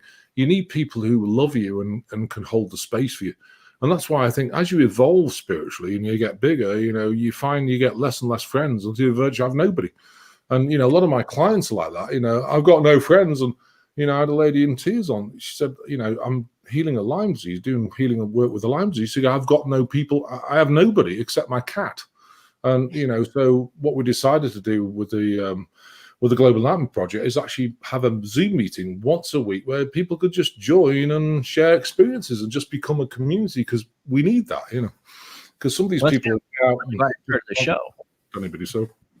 That's really why I started the show, because I got to a point in my life where I kind of cut all my friends out. It was just me, my wife, and at the time, my oldest son then was just about a couple years old. I started the show because I wanted to reach out and make friends. I made two of my best friends right here, Jamie and Rob, doing the show. It's like the best gift. Person. They're my best friends. I don't hang out with people in my town. I don't hang out with my old friends. The one thing I discovered in life is that people can put you in a picture what they think you are. Yeah. Think you're this, but you're not. You're not. But you start being what they think you are. Yeah. And this is why people eventually in their life drop friends, because they're like, I'm not that. I'm not that. And when I'm around you, I somehow become that because it's what you picture I am. You put me in that box, and I'm not in that box. I know I'm getting deep here. Deep Thoughts by Jason Bland. No, but you're trying to get eggshells because you don't want to upset them. I mean, I've been out with, and again, I'm not putting Christians down. Love them. If they really follow Jesus' teachings, that's great. Unconditional love. But if you have judgment, then that, to me, that's not okay. But that's. But I've been out with Christian people. Plenty of Christian friends that are open to the discussions, no problem. They're not judgmental people. No, exactly. And but I went out with a couple of, what do you do for a living? Healing. Oh, is it in the name of the Lord? Well, no, not really. And I could see I was explaining it, and their eyes glazed over, and oh, we'll never see them again. And we didn't. It's just, but it's okay, because I think when you get to a stage, and again, why can entities attach to you? Because if your vibration's precarious, it's not really high up there. Right. They can attach to you. Now, part of my job is, I don't believe in gurus, part of my job is helping people to get back to their sovereign self, because everyone's got it within here. But the problem is, if you've got all this, baggage stuck to you, where you have to release the emotion, you have to get rid of the entity, you have to get rid of vibration. Once you get your vibration really high, you'll be leaping out of bed in the morning going, oh my God, I feel incredible. I feel blessed. I'm excited for the day. I mean, I'm actually lying. The first thing I say in the morning is, Mandy coffee, my wife's coffee, because it's actually the best. And then I say, wow, I feel so blessed. So, you're in this late. Exactly. I'm definitely not jumping out of bed, so I definitely have a lot of room for improvement. Like I said, I got a messed up neck, and I get the sciatic pain again lately, and I got a bad knee today that's just killing me. So all that could be some kind of entity attachment. I don't want to see. Yeah. But also, if you've got a bulge in your disc, then it has to be replaced. So we have to do, basically, what we can do is bring a disc from a different dimension. It's an energy field, put it over the current disc. I can do that at another time, but and then what happens you've got an energy disc over the current disc, and what they do is they switch the dimension. So your disc will leave this dimension, new one comes in, and then it gets replaced. And I remember a guy with 3 collapsed discs. It was really funny. Well, it wasn't funny for him. He had so much pain. He was on opiates, and it didn't kill the pain. He was in tears. So his wife brought him in and said, wow, they're collapsed. Okay, let's do some work. So I did a couple of sessions on him, and he went back to the doctors next week. They took an x-ray, and basically he had discs. And the doctor said, oh my God, I'm sorry, we've messed your notes up because you didn't have discs last week and you've got some this week. No, it's divine here. No, we're really sorry. We're really sorry we messed up the, you don't need the surgery, you don't need the fusing, it's all done, So people don't believe it. But I've had some doctors. I remember a guy who had leukemia, and he was a very prominent businessman in Miami. So, I worked on his leukemia. And after about 2 months, his figures went down. They were 80. It went to over 100, his blood count. He had to have chemo. So it was at 80. And then 2 months later, it went down to 15. So he went to the doctor with the blood. So what are you doing? He goes, well, I'm on the phone to this bloke in Britain. And the doctor said, look, I don't understand what on earth he's doing, but whatever it's happening, it's working. So keep doing it. And we got rid of it, So same with cancers, same with everything. So so it's interesting. Yeah, I definitely believe vibration plays a play in it. When I had my shadow person thing, I think its whole purpose was to bring my vibration down to the lowest it could. It attacked me with all my anxieties and worst fears, and I believe there are parasitic entities of things we can't see and interacting with us in many different ways. There's Anunnaki, there's Draconians, they're really dark. If you get a Draconian attached to you, a lot of people will commit suicide within a few days if you don't get it out, because it's just like, it sends you overwhelming thoughts like you're useless, you should go and commit suicide. That was the shadow person. Anarchy. There's also archons. They float through dimensions. They've got no body, but they actually attach to it, and that's not okay. So we remove those. And Luciferians, everyone knows Lucifer. Luciferians, that's the dark people. Part of the Vatican, of course. They worship. Anyway, we won't go into that because we'll have saved. Luciferian symbology, the Roman Empire, it's all at the Vatican. So, and people, if Luciferians attach you, this is what Jesus, I think, called demonic entities, where, the problem is when they leave, they can contort your body or they speak in a raspy voice, so they're the main ones. And you can get first and second dimensional, like snake beings and, this sort of thing. It's always, you get a snake, for example, you get one in the shoulder, there's no meridian flow, so you get arthritis in the right hand. So you go to the doctor and say, well, I've got arthritis in the right hand, but not the left one. And they go, well, it's old age. But hang on a minute, they're both the same age. And this one's got arthritis and this one's just okay. So it's because of meridian flow. I remember I had a girl on the generic groups and she did it for 4 months, didn't even know she was there. She had arthritis since the age of 13. She won the groups for 4 months, 3 times a week. And she was 33 at the time. And I remember, it brought me to kind of tears. She goes, I've had arthritis all this time. And she said, it's actually gone, and I'm blown away by it, Didn't you know her name? Never met her again. But, we do a generic group 3 times a week because it's important to me that everyone gets a healing, not just one-to-ones, people who can afford it, but everyone. Well, we got to go to commercial break and we will look to do you said it'll be about 10-minute group session on here. We can try that when we come back from break. And we also will open up the phone lines. We'll see where we go because I know there's been a couple of people trying to call in. So we will open up those phone lines when we come back from this commercial break with our guest, Dr. Reverend Christopher Macklin. We're going to talk more about this. And like you said, we're going to have a 10-minute session with him. He's going to help clear us. I don't know. We'll see. We'll let him give the gist of that down. We do Paranormal's live here on Paranormal Soup every Sunday night. We will be right back after this short commercial break.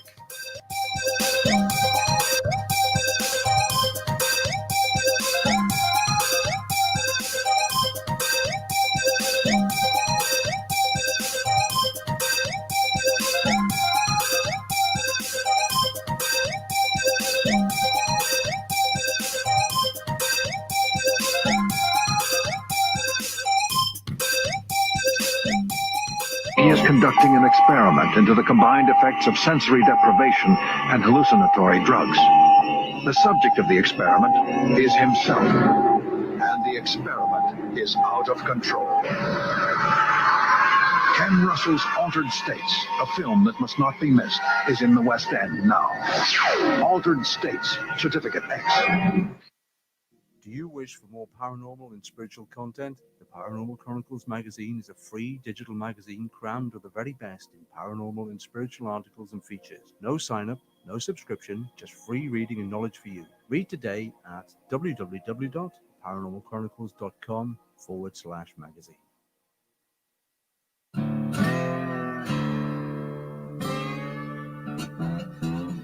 Oh, come on. I'm Southern, but...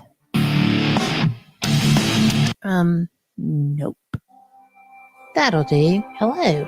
I am Kat Hobson, host of Paranormal Experience here on WBHM Digital Broadcasting out of Birmingham, Alabama. I enjoy having guests from all areas of the paranormal, from ghosts to ufology to cryptids and beyond. You'll find some of the best researchers in their fields bringing you some great information. Join me on Wednesday nights from 8 to 10 p. Eastern here on WBHM Digital Broadcasting.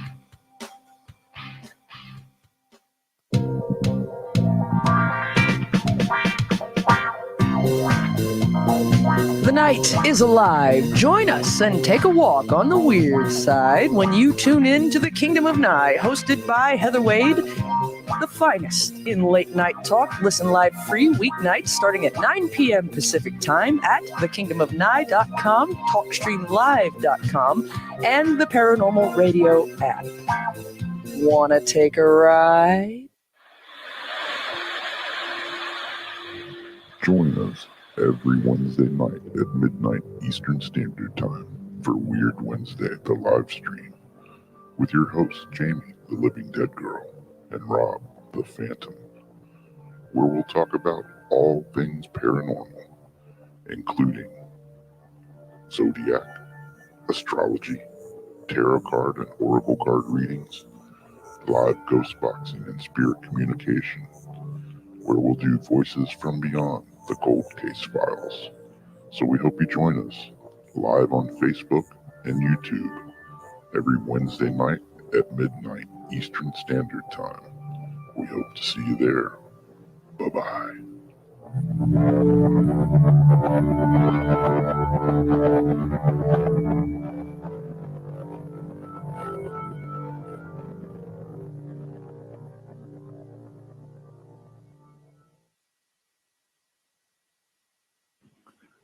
Paranation Magazine is a new paranormal magazine based out of Denver, Colorado. Our goal isn't just to give you the best paranormal content out there, but to promote paranormal unity. We're doing this by giving everyone an opportunity to tell their stories and to share their experiences.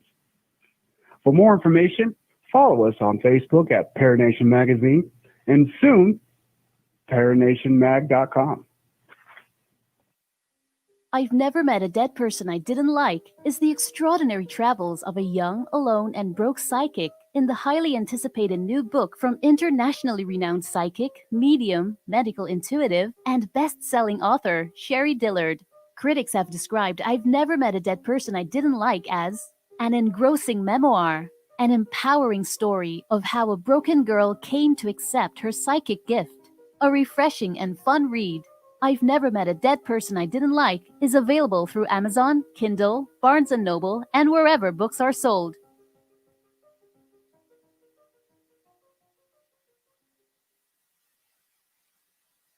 Tired of school? Who was Joan of Arc? Noah's wife? Like to travel? Let's go back into history. Let's reach out and touch someone. Want to meet people in the past? Put them in the Iron Maiden. Iron Maiden? Excellent! Execute them. Otis. Then hitch a ride with George Carlin, Keanu Reeves, and Alex Winter in Bill and Ted's Excellent Adventure from Orion Pictures.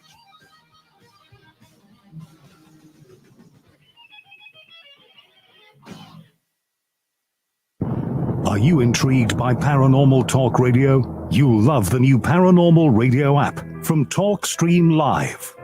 You'll find a great selection of talk shows covering UFOs, ghosts, strange phenomena, and much more.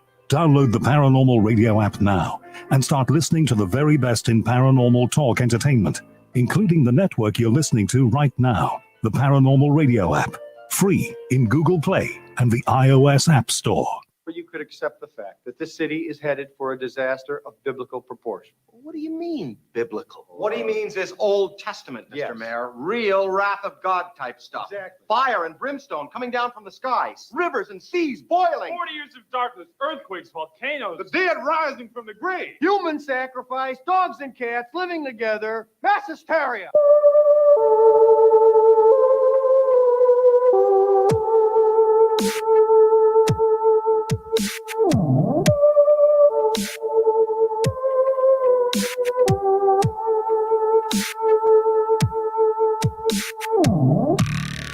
You're listening to Paranormal Soup, bringing you the weird every Sunday night.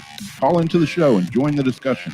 The call-in lines are 219-230-4444 or 260-225-9419. Or by Skype caller ID OOJBland00 or JBland Paranormal Soup. And now to your host, Jason Bland. Tonight we have guest Dr. Reverend Christopher Macklin. We're talking about all this different stuff. There's a lot to unpack here. You heard me say that a lot because there's so many things. I know there's a number of things. I watched the chat room going over people's heads, even things going over my head here. But there's a lot of stuff I do understand that he's talking about, stuff I've researched. Not to say I believe in. I'm open to all these ideas. And you definitely know I'm open to the idea of parallel timelines and universes. You've heard me talk about it enough. So all this, there's so much I want to get into. But the phone lines are open. Let me make sure I open up the other one here real quick. But all the phone lines are open. You can call in tonight. You got a question for Christopher. I'd love to have that conversation. But we are going to try to do like a live healing. Christopher Macklin's going to try to do through this. Now, I shouldn't say do or do not. There is no try, right? He's going to do, right? We got to believe, no try. Tonight, this is what it's about. Paranormal Soup live. That's why we do it live. It's for these kind of, I call them experiments or live paranormal action. You know what I'm saying? That's why we're here. That's why I don't do a podcast. So let's go ahead and get back into the show.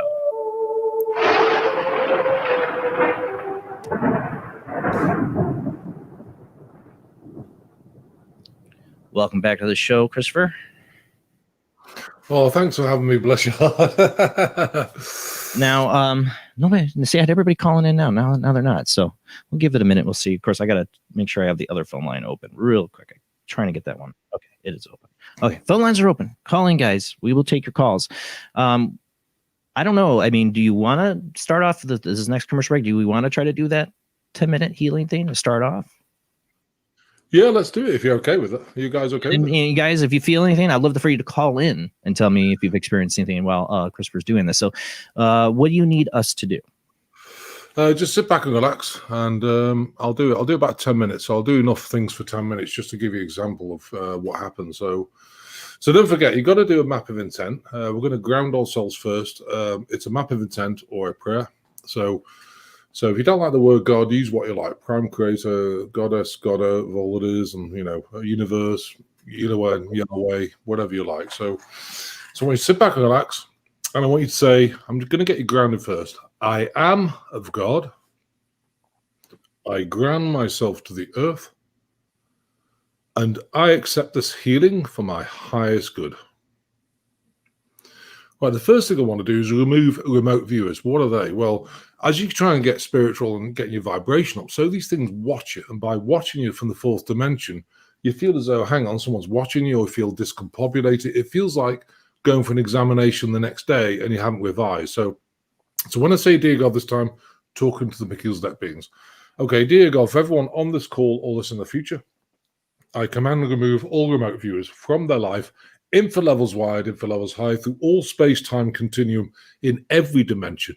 All the beings involved with that manipulation, infra levels wide and high, through all space-time continuum in every dimension. I'm going to bring them before you, God, for justice in any of the way and how. It's not for us to judge them. Therefore, we are going to release them to you right now with unconditional love and forgiveness.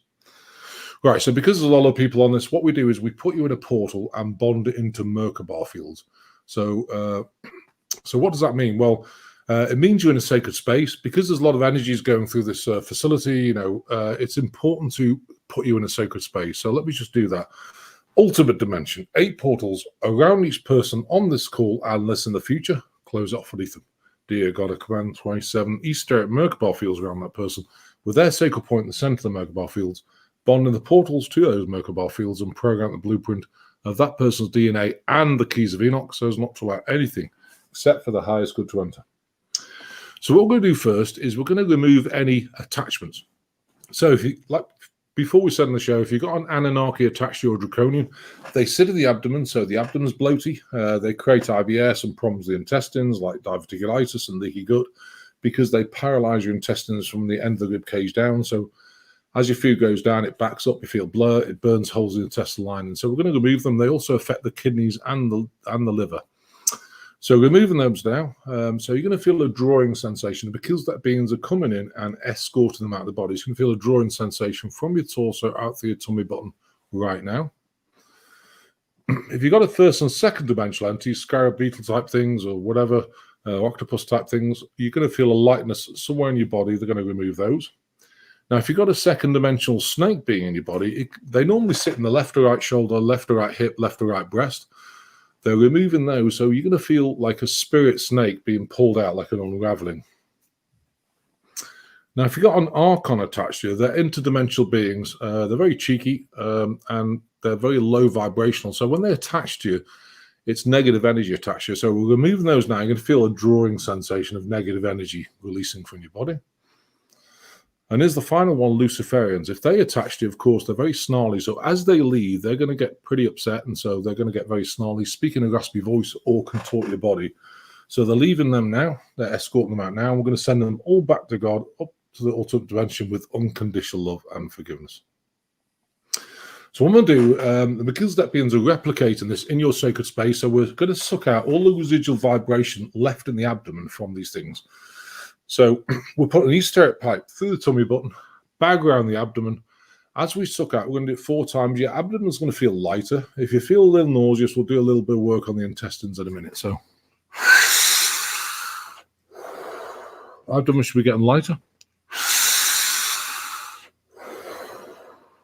Even lighter.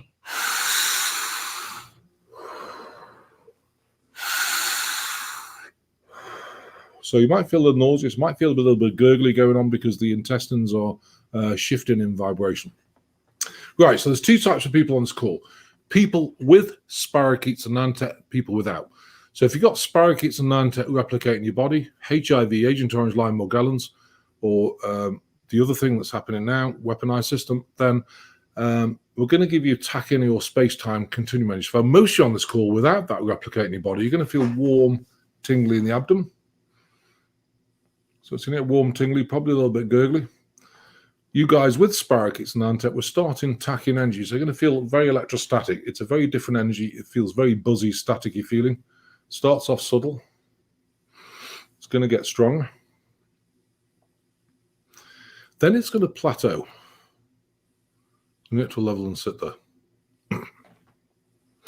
Okay, you're in a portal. So what we're going to do is the Melchizedek beings are going to comb your meridian. So if you get like stuck redundant energy in the meridian structure, you can go to acupuncture. So what instead of doing that, the Melchizedek beings take their hands down your body. So you're going to feel angelic hands go down your body or lighter where we've been. So going from your crown, down your face, the back head on the left, down your neck, cross your left shoulder, down your arm. On the right, we're doing the same. On the left, we're going down your neck, down your chest, down your abdomen, out to the hip. On the right, we're doing the same.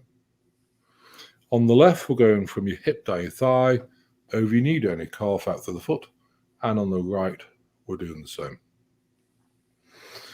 Right, we're going to reactivate your meridian. So we'll do this very quickly because I know we're short of time.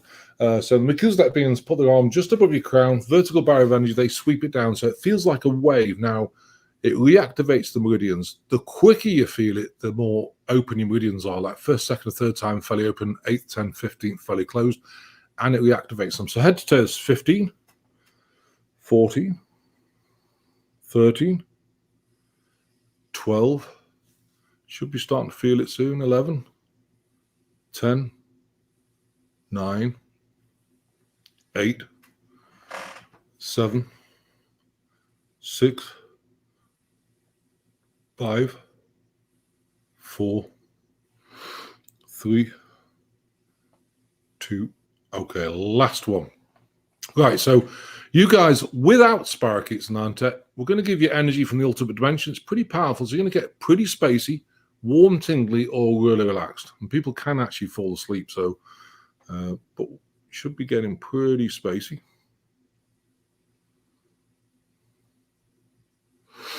Right, you guys with spirochetes and nantet, space-time continuum energy or tachyon energy, so you're going to feel electrostatic buzzing all over your body. Sometimes it starts in the hand and feet and it'll manifest the body. So it starts off subtle. It's going to get stronger, stronger and stronger. Stronger and stronger. Okay, then it's going to plateau. Right, let's work quickly on the liver and kidney. So a lot of people have adrenal issues. Why is that? Because emotion bleeds into the adrenals and paralyzes them. So obviously we're fighting emotion, but we're going to do a little bit of emotion release. So kidneys should get warm, tingly. They're going in now. They're going to clear out the adrenals. So this is psychic surgery. You'll feel them working in your kidneys. So you should feel tugging, pulling the kidneys as they clean out the adrenals.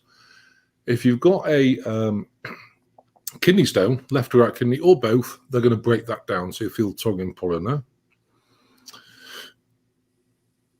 Now, if your liver's paralyzed, what happens is that you won't process all the toxins in your body. So you may get headaches a lot or heavy head. You can't feel it. If you've got spirochetes and Nantet, you will have a heavy head because it paralyzes. Spirochetes get into the liver and paralyze it. So it doesn't function properly. So you get a lot of ammonia in the brain. You get brain fog, neurotoxins. So we're going to take the liver up. So if yours is at 40, we're going to take it to 100%, and it'll start processing. Because the livers will drop back to about 40, 50. It takes 3 or 4 sessions to stabilize liver. So it should be getting higher now. Head should start clearing higher and higher. Higher and higher. Head should be getting lighter and lighter. Higher and higher. Higher and higher. Okay, it's got to 100%. So your head's going to keep clearing over the next 5 minutes because it's processing the toxins through your body. Right, so I'm going to work on the, let's do a little bit of work on if you've got any shoulder or neck issues. So shoulder and neck and spine should start getting warm, tingly. They're going in now, so you're going to feel a lot of movement up and down the spine, and you're going to feel movement across the shoulders as well. They'll start working on any arthritis. They'll start breaking it down. It takes a few sessions to do that because if you do it too fast, you will get kidney stones because it's too much calcium going through your system. I'm not going to work on discs on this because there's not enough time. Right, so what we'll do is detox the body next. So what we're doing is you're in a portal. So what we do is to detox the body, instead of putting it through the liver and kidneys, we switch the toxins out of this time to a different time and heavy metals, out of this time to a different time in your body, and then draw them out of space, draw them out of your body. It's called time-space continuum switching. So people say this feels freaky. I think freaky is great. So 10 seconds now, you're going to feel a cool breeze or a drawing sensation coming out your body. Sometimes people just feel it coming out the feet, but most of the time it's out the body. A cool breeze or a weird drawing. Right, it's going to get stronger. Now we're going to step it up 3 times. If you do it too fast, you will upset the autoimmune. So it's going to get stronger. Then it's going to plateau at a level. Okay, stronger again. Then it's going to plateau at a new level.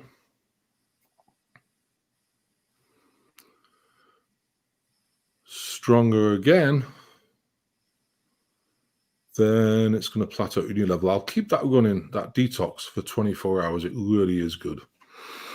Right, so what we're going to do is we're going to release a few releases of the heart chakra. So before we do that, we're going to break any soul ties that are not for your highest good. Why do people get soul ties? Well, people you had sex with, got close to, what happens is you leave a fractal of your soul, so you get an energetic link. And if they're not serving you now, we need to break those, of course. So, okay, so again, talking to the Gazette beings, a lot of us on this call. So, okay, dear God, I grab all the soul ties between each person on this call and listen in the future. And anybody who isn't for that person's highest good, we're going to break them now. I command you, bring the fractals of their soul back, cleanse them, put them back in their body now.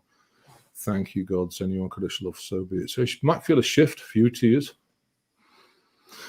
Right, so we all have several thousand layers, as we explained in the show. So, so to fast track it, we're going to just do 9 releases. So what they do is they go within the several thousand layers and they pull your biggest emotion affecting you right now. So they pull that out of the onion layer, and then they pull the next one out, and in that way, we're doing 9 of your from biggest to less biggest releases. It's a fast track method. So they're going in now. So depending on where that emotion affects the body, you can feel a tightness either in the lower back, lower abdomen, solar plexus, breastbone, throat, upper back, shoulder, or neck. It can move around and the intensity can change. So going in now, so you should feel a tightness. Should get tighter and tighter. Maybe in the chest, maybe the lower back, maybe in the neck. Tighter and tighter. Okay, when it releases, don't forget, breathe it out because it's just energy. Okay, second one. Tighter and tighter. Tighter and tighter. Breathe it out when it releases. Third one. Tighter and tighter. Tighter and tighter. Breathe it out when it releases. I'll just do 4 of them. Fourth one. Tighter and tighter. tighter and tighter, then it should release. You may get small reactions to that, 2 hours next day, you might bawl your eyes out. Might bawl your eyes out a little bit now. It's quite a few, emotion, but it's only 4. So just warning you, just to make sure, you know what it is. Let me just quickly work on the intestines. It's very important. So I'm going to do a little bit of work on the intestines. You've got IBS. A lot of people have intestinal issues, like too much gas or anything. So your stomach, upper lower intestine, colon, right down to your rectum, gallbladder should start getting warm and tingly. So I'm going to work on a few things here. If you've got diverticulitis, how does that work? Well, what happens is that with an anti-attachment or even a motion bleeding into the lower intestine, it paralyzes it. So as you eat, it gets further down, it slows up, it backs up, you feel blur. It burns holes in the intestinal lining. You're not ingesting nutrients either. And then it becomes worse, becomes pockets in the intestinal lining. So Melchizedek beings going now, they're going to work on those diverticulitis pockets. They're going to clear the food out. They're going to paste this very thick energy. I call it celestial goo. It's a very thick energy. It recreates tissue and pulls the holes back in, makes it stronger. If you've got leaky gut, they're going to paste celestial goo over the holes in the intestinal lining, recreating that lining as well. They're clearing the lower intestine, so you're going to feel movement in there. They're pulling toxins out the colon, so you're going to feel a pressure. It feels like wanting to go to the toilet slightly. Now, if you've got varicose veins in the rectum, which are called hemorrhoids, it's because either you've been straining yourself to go to the toilet, or it can be neurotoxins. Just they make the veins weak, so they bulge, and when you go to the toilet, they burst. So apologies for this. This will feel very strange. You're going to feel a cool pasting or wrapping sensation and movement in your rectum. And we're also working on the gallbladder. If the bile gets too thick, what happens is it comes to the liver, goes to the gallbladder. If it's paralyzed, the bile can be too thick. It slows up. It gets stuck in the bile duct, goes hard, and then backs up in the gallbladder. It's called gallstone. So they're going to break those down. They're going to clear the meridian structure and also break it down in the bile duct as well. So you feel tug and pull in there.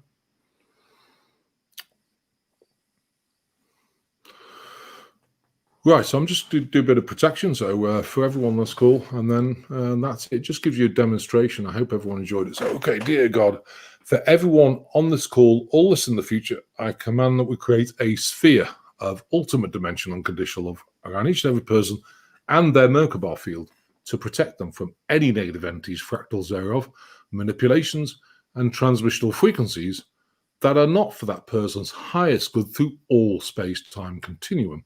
In every dimension. We thank you, God, send you unconditional love, so be it. So everyone enjoy that. Actually, there's some funny things while you're doing that. Like I told you, I had the neck problem. One, you mentioned it, you say it's like a snake, what do you call it, like a snake entity with the neck? Because I've had that problem in my neck, my left, for a number of years now. And my neck is really weird right now. And my muscles right here on the side are like, twitching. Yeah, they'll be in there. They're basically taking the knots out of them. You talk about the stomach making noises. My stomach totally gurgled like right. You said that. Yeah, in India they call it windings. If you go to the doctor, they call it fortimus directimus. really, really weird right now. Like it's like that spot is like really I don't know, burning. Like not in a bad way.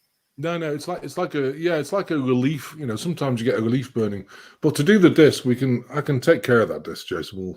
We'll get in touch at another time. Actually, that's that. She was telling me when I went upstairs on the break. That's the disc that she broke when she was in gymnastics, almost paralyzed her. Yeah, she's fibromyalgia and all the kinds of problems. So there's a lot of help she could use. I know that, but man, I really do. I'm not lying, audience. I'm feeling something really weird in my neck. I've had this problem for years now. I mean, before I was taking CBD, the people at work be like, "Oh my God, there's Jason." You could smell me coming in through the door from the Ben Gay. I'd be slathered on my neck. Like the only thing that like relieved it of any kind. It was just, I mean, it takes energy right out of you. Pain really can. So I'm really interested in learning more of that. So I'm going to see the chat room, see if people's comments here. Let's see. We got anybody feeling anything? But you can call, we got somebody waiting on the phone line. Actually, I want to get to here in a second, but I wanted to go to see what we got in the chat room. Anybody comment? I'm feeling it too from Debbie Schmoley. Hey, Debbie. That's what I love about the live chat room. I know I got a weird thing in my neck. It'll last for 2 hours. I'll run it for 2 hours after. It does make people fall asleep sometimes. I think Rob's falling asleep. Bless him. It's knocked him out. Just wait, you awake? I once had one of my peers on the show doing the show live fall asleep live on the show, but it wasn't because we were doing something like this. Oh, bless you. It does knock people out, though, and it's crazy. I mean, that happens too. Yeah, I would get that. Sure, it takes a lot of work. You work with people for how long? I mean, like, how long does it take you with people usually? I'm sure you're just not instantly, getting rid of these things that have been tormenting people's life probably for a long time. It takes a little bit of time. Yeah, it could take 7, 12 sessions, whatever it takes. I think, normally the session's half an hour. We work on everything, like we replace the disc, we'll work on the spine, we'll work on the cancer tumor. And then depending on what you've got, you keep it running for 24, 48 hours. That's one-to-one sessions or if you've got stage 4 cancer, we keep it running 72 hours until we get it under control. But yeah, it's, I mean, can't say cured, but you've alleviated people with stage 4. I don't know what term you want to use there. With stage 4 cancer. Yeah, we've got rid of the tumors. I mean, I had a lady I remember recently, she had a tumor bigger than a breast. She couldn't even recognize a breast, and it's gone, And Wow. Now we use the protocol because pathogenic infection mutate the cells. So if you strip the timeline, it gets the pathogenic infection out of your body, and then the tumors, just start subsiding, and of course, with splitting your timeline, a lot of emotion comes up, which is the primary cause of cancer. So cancer's a walk in the park to get rid of. The biggest thing is, to me, Morgellons, which is nanotechnology. That really is a problem with people's bodies. We've had guests on here to talk about Morgellons disease, and that's when it just makes my skin crawl. Literally, what it does to other people is make their skin crawl. But just I can't even look at the photos of it. It just, oh my God, it gets to me. It freaks me out. I've been working a lot for 14 years, and I've seen the worst Morgellons. I mean, one girl, she was getting so sick, and she's doing great now. And I think, but it's interesting because early Morgellons, they used to use satellite frequencies. So what happens is that to trigger the stuff, they'd use particular military type frequencies, shine it on them, and then this particles would go nuts, and they got really, really sick. So what they did is, I was working with a lady, she's a world-leading scientist in Los Angeles, and she said, well, you need to make a Faraday cage to sleep in. So she actually made a half wavelength, of the frequency Faraday cage, and she could sleep in it without the Morgellons particles. You name it, I've seen it. I've seen so many things. It's pretty freaky. It's very sad actually, because the fact that someone could engineer this stuff and put it in your body, it's just not okay. People are asking, Rob, are you asleep? Sorry, I missed that. No, they're asking if Rob's asleep.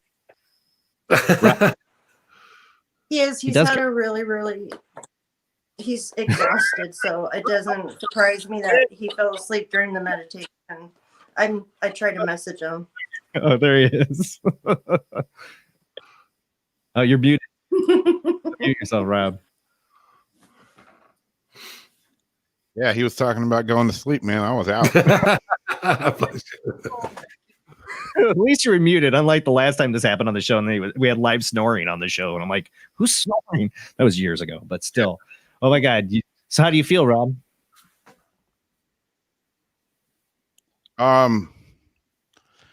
Like halfway through it, I don't know. I was feeling something. I was like, is he really asleep? I see his head down. Wow. Yeah, man. All right, we do have somebody who's been waiting on the phone line. We got Zach on the line. How you doing tonight, Zach? I'm doing pretty good, brother. How you doing? Doing good. Thanks for calling in. All right, so I just have one question, and then I just have just one experience that I just want to share with Chris and just get his intake on it. Hey, Chris, how you doing tonight, my friend? I'm okay, Zach. Bless your heart. How are you? Doing pretty good, man. So my question is related to the portals that these Zeta Reticuli would create when you've met some contactees. My question to you is, from your own experience and analysis, what kind of technology or abilities do these Zeta Reticuli have that allow them to create these portals and maintain them? Oh, they have some pretty advanced technology, and I think they do it, through machine type portals, through ships and things like that. I remember I went to a ranch. I'm not going to say what ranch it is, but I went to a ranch, and this guy had his horses being, eaten like every day by greys and things. These things were coming through portals. And I actually went to the ranch. It took me 2 days to open a portal, and the stuff was coming out. And then I just shut the whole thing down, and it stopped. But it was pretty horrific, and these things were, kind of really feisty at the time. That's before they were swept off the planet. So, they're pretty active. So they've got some pretty advanced technology. Okay. And just the experience that I had, it happened about 10 years ago. But I remember I was lying in bed and I was very relaxed. But I had this vision that, I can only describe. I saw a lot of red and a lot of purple and blue, and it almost looked like one of those NASA photos that they take of like different parts of the universe and all that. Yeah. But I remember seeing some faces while I was there, but the biggest face that stood out to me was one that I can only describe as like a reptilian. And I remember that this entity was looking right at me, but I didn't feel any kind of threat coming from it. And then I remember it felt like someone had put a hand right over my right shoulder. And that's when I snapped out of everything. So I just wanted to get your intake on it, see exactly what you think might have happened. Yeah, I think they were around. I think what you're doing is seeing through dimension. I'm getting that it was an Anunnaki being who put their hand there. I think it was a reptilian. Did it look like more of a velociraptor?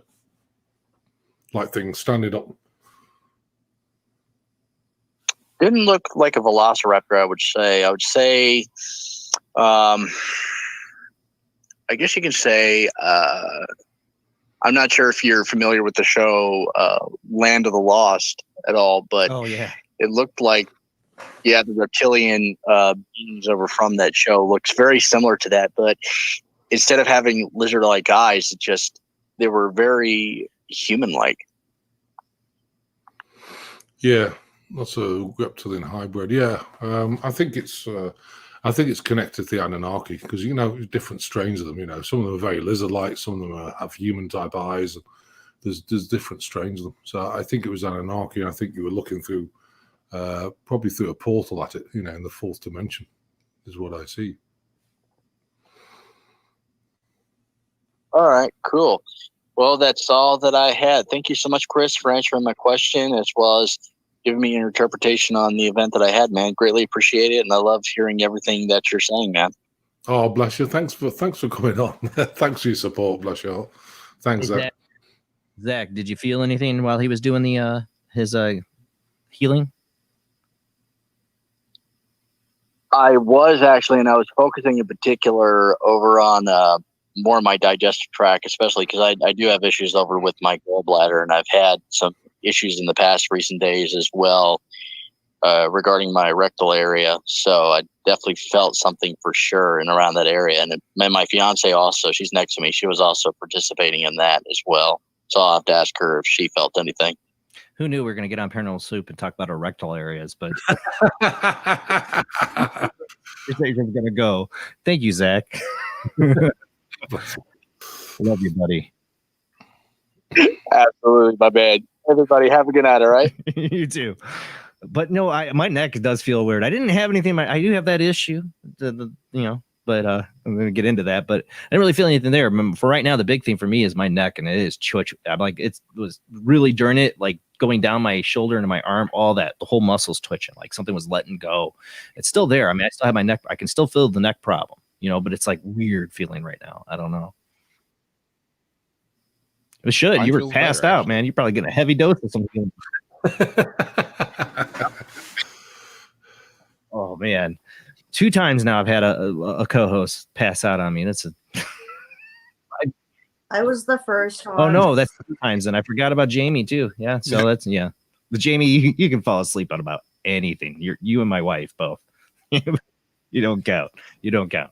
But Rob, yeah, heavy healing there, Rob. I hope so. He said, relax. I was meditating and concentrating on it, and I think your head next thing like you know, in your like. I love it. It only happens live, people. That's why we don't do podcast. Have so many people podcast. Because of this, we wouldn't get this on a podcast. Well, we might. We'd get Rob falling asleep, but I don't get you great people in the chat room, like with their, what you're getting to see what happens. What it's like, protect the anus. You don't get that on a podcast. You'll get comments like. It's great though. It's so awesome though. So it's a lot of ability to be able to just reach out and affect people like that. So you do this, you say you're doing thousands of readings, or not readings, but healings, I don't know what you call it, a week. Yeah, well, we do 3 times a week, generic group. So, you get like, 400 people on Zoom, register for Zoom. You get about 2,000 people on Facebook, so many people, I don't know how many on YouTube. We've just started YouTube. So, if you look at that, and then, we have specialized groups where we have up to about 10, 12 people. We speak to everybody. And then what happens is that once we've spoken to everyone, we do the healing after that. So that's a specialized group, and everyone has a chance of talking to me. And then we do one-to-one sessions. So, I do 4 days a week. We do 12 hours a day. It's quite a lot, but I love it. I absolutely love it. And it's always slam busy, so. And then, of course, we have sacred space sharing where we share the space with people and different things like that. And we also did a ritual, which is really good, a God ritual, because I thought it was really important. One of the things, of course, with all this stuff going on is that there's some satanic, kind of sacrifice and things like this. And we decided, right, it's not okay. So what we did is we did a ritual where basically we looked at each group, every single group, like, the AI community, the big pharma, the this, the that.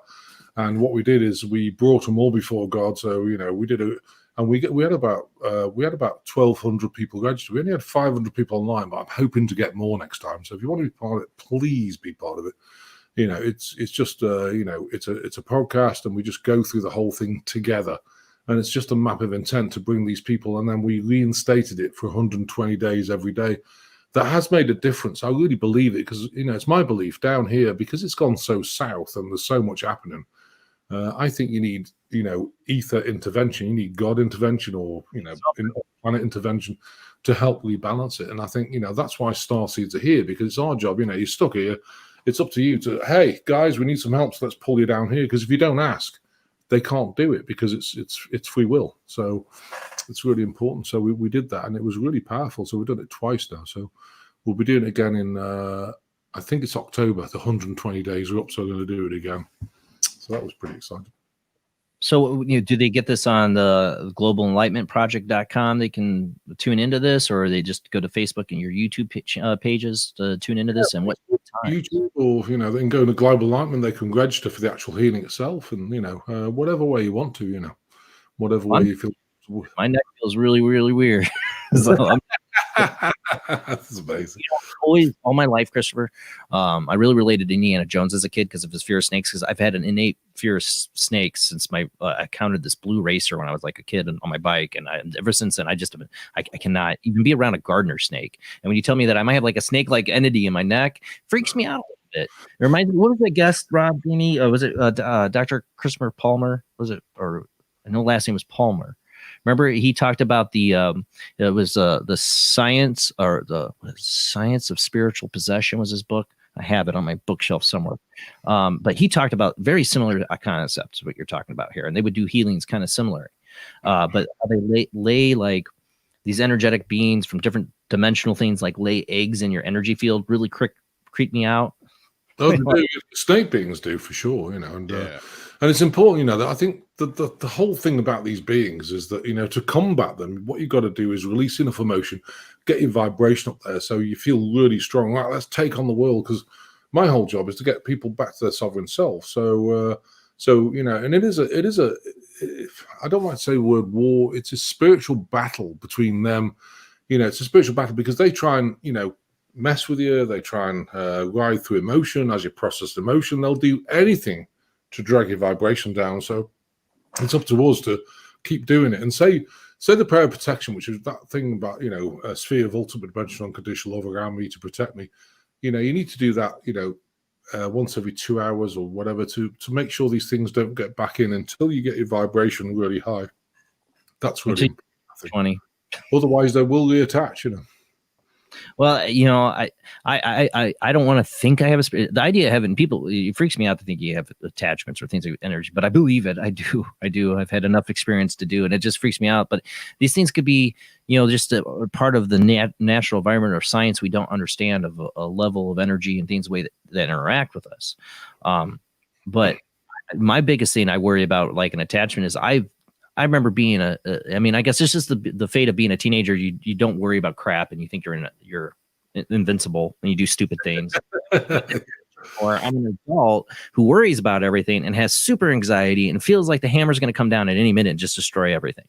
And that's the part of my life I've been trying to change. I mean, it started, 5 years ago when I started doing this show, is because it was my way to try to deal with that, that anxiety, an outlet. And this is what, I had to do this, but I'm still dealing. It's something I struggle with all the time. Well, anxiety creates patterns, and it's just important to. And we do have meditations. Actually, we have the brain series where it does work for PTSD and anxiety, where you can actually release the emotions affecting it directly from that problem, and also the Melchizedek beings will go in the brain and actually rebalance they'll rebalance the neurochemical flow by working on the glands that create the GABA, serotonin, and everything else. So that's had profound effects. I've got psychiatrists who actually use that, with their clients, because it saves giving them medication, of course. So it really helps. I mean, I've had crippling anxiety attacks at times. Like just like I think I'm having a heart attack. That just an anxiety attack. Yeah. And it's a real problem, and it's because the neurochemical balance is off as well, so it's really important to rebalance that. So we got Linda here, says she's laying. I'm laying in the dark and getting light flashes in my left eye. What's going on with Linda here? Yeah, in the chat room, she's saying she flashes in her left eye. What would that mean?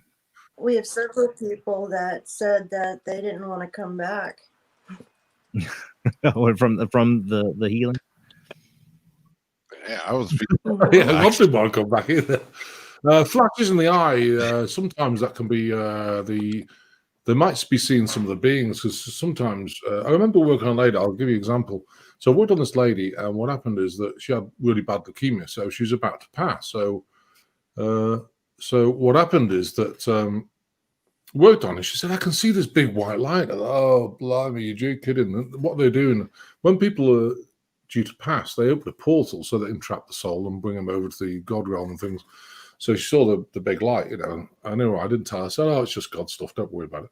So we worked on it, and suddenly, about 3 or 4 weeks later, she said, wow, that light's gone. Now I can see pings of light, I said, yay. And she goes, what do you mean, yay? I said, well, at least you're not going to pass, because before, I didn't tell her this before, but I said, you were close to passing, and now, they've closed the portal because you're going to stop here. So I was really pleased. But the pings of light can be actually angelic beings just floating around.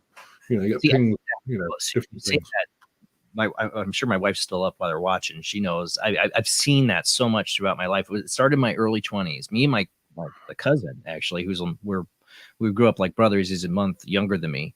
Both one afternoon. I mean, I know I'd seen it as a kid a little bit, but it suddenly blew up where I was seeing it all the time. One day on a porch with my cousin, talking about spiritual things and all that, and we both started seeing these little lights floating around us.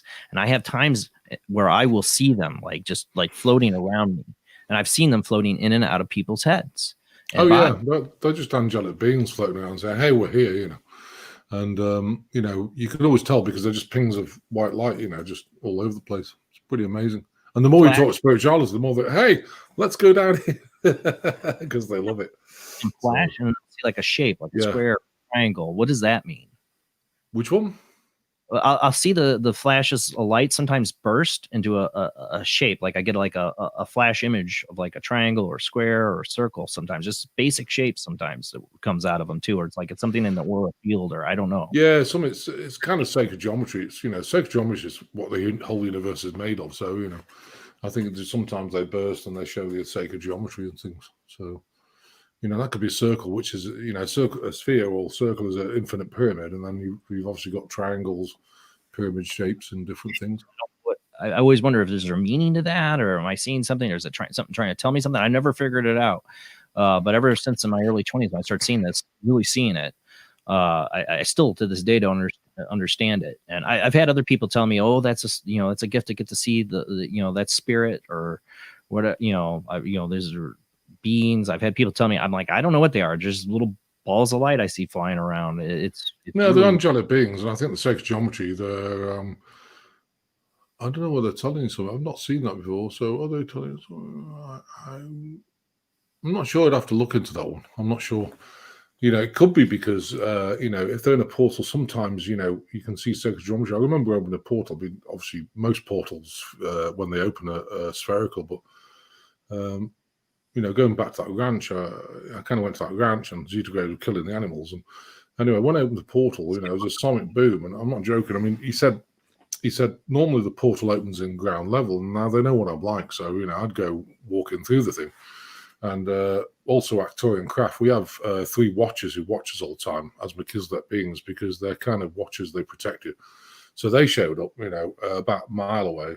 People might say, oh, this sounds nuts, but telling you the honest truth, this is what happened. So they're there, they use telepathy, they don't use light language or anything else.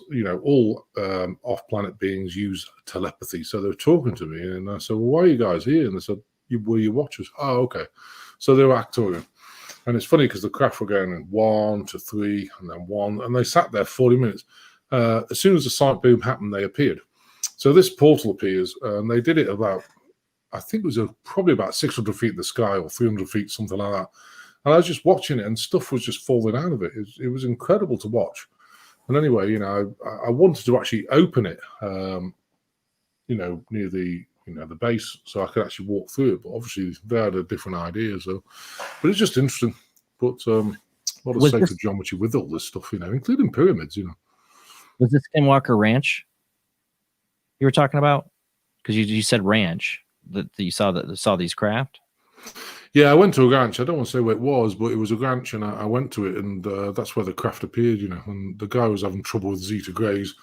They were basically coming down, not at the time through portals, but actually, coming down and eating his horses. So he'd have dismembered horses in the one. He had a horse ranch. So I went down to help him out and shut these things, shut the portals and clear it, But as part of that, I had to open this portal. And it took me 2 days to open this portal. And when it happened, it was crazy. It was like a sonic boom, and then suddenly, oh, it's there. And then my watches turned up, and then about 5 minutes later, the military helicopters turned up, and they were flying around the watches, thinking, "Oh, what do we do with these?" So it was really interesting. I had a fun time.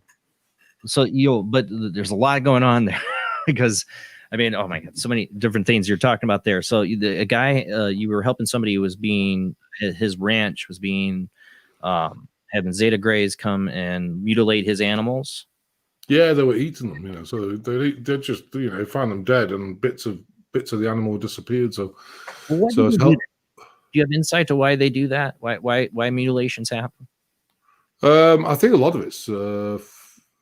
I think it's just to basically upset people. I think they're very.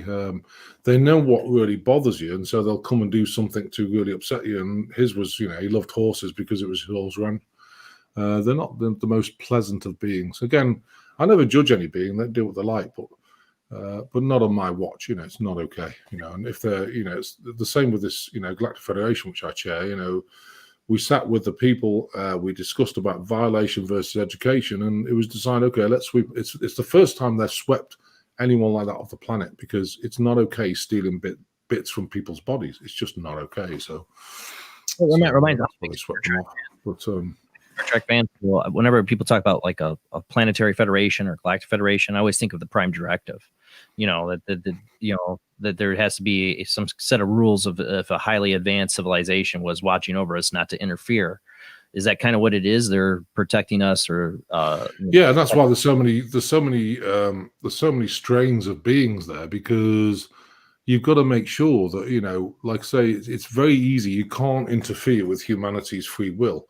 But what you can do is interfere with a violation. If people are, being abducted against their will, they're stealing your body bits, it's just not okay, and so that's something different. But they can't interfere. For example, the places going south, Cabal and all this sort of thing, well, they can't really interfere with it until you ask. And again, even the same with this, I asked at the Galactic Federation, because I'm down here, I'm a physical, well, I don't know, a human, who knows what we all are, but because we're down here, it's up to us to say, hey, I want to do something, so we're pulling the guys from the ethers down here, right, let's get it done. Let's sweep the Zeta Greys off, because if I hadn't asked, they couldn't interfere. It's like I see a lot with with healing. Sometimes people don't participate in it and they go their own direction. Well, that's okay, So it's what it is. But but stealing body bits like sperm and eggs from you is just not okay without your permission. It's your sacred body, and so that's why they swept them off the planet.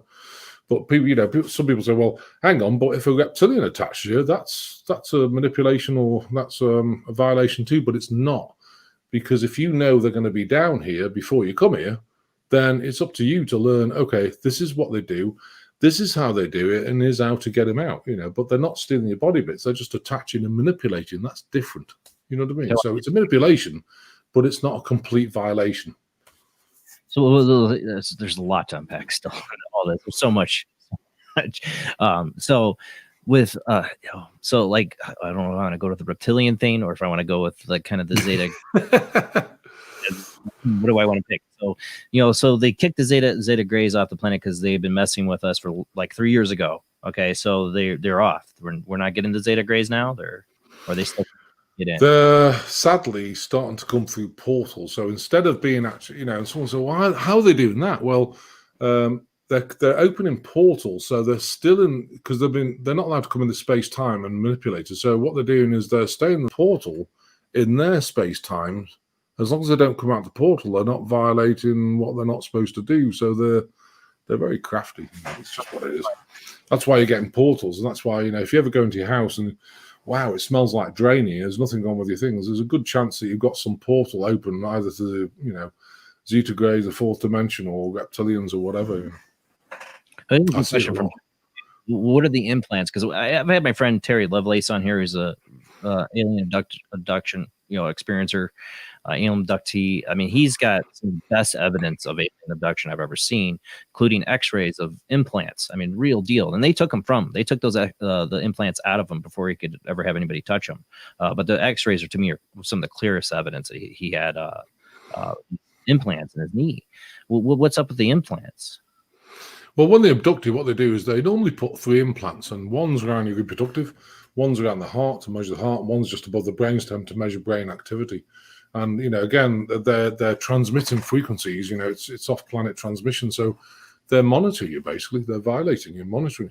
So that's what they used to do, and that's why, again, it's a violation. You don't have permission to tag me, and that's why I think people are worried about things like vaccines and stuff. Well, there's a certain rule. They can put you in so much fear that oh my God, take the vaccine. Like my father, oh well, as soon as the vaccine comes out, I'm taking it. Oh well, good luck for you, because hydrogel is not so good for you. It's the Morgellons particle, but in a gel form. And when it gets through the whole body, difficult to get out of the body, but it's going to transmit and receive frequencies, get you on the internet, become part of Bitcoin, and there you go. You're an asset of Bitcoin or whatever, So I think I had a really weird dream of Bitcoin almost a week ago.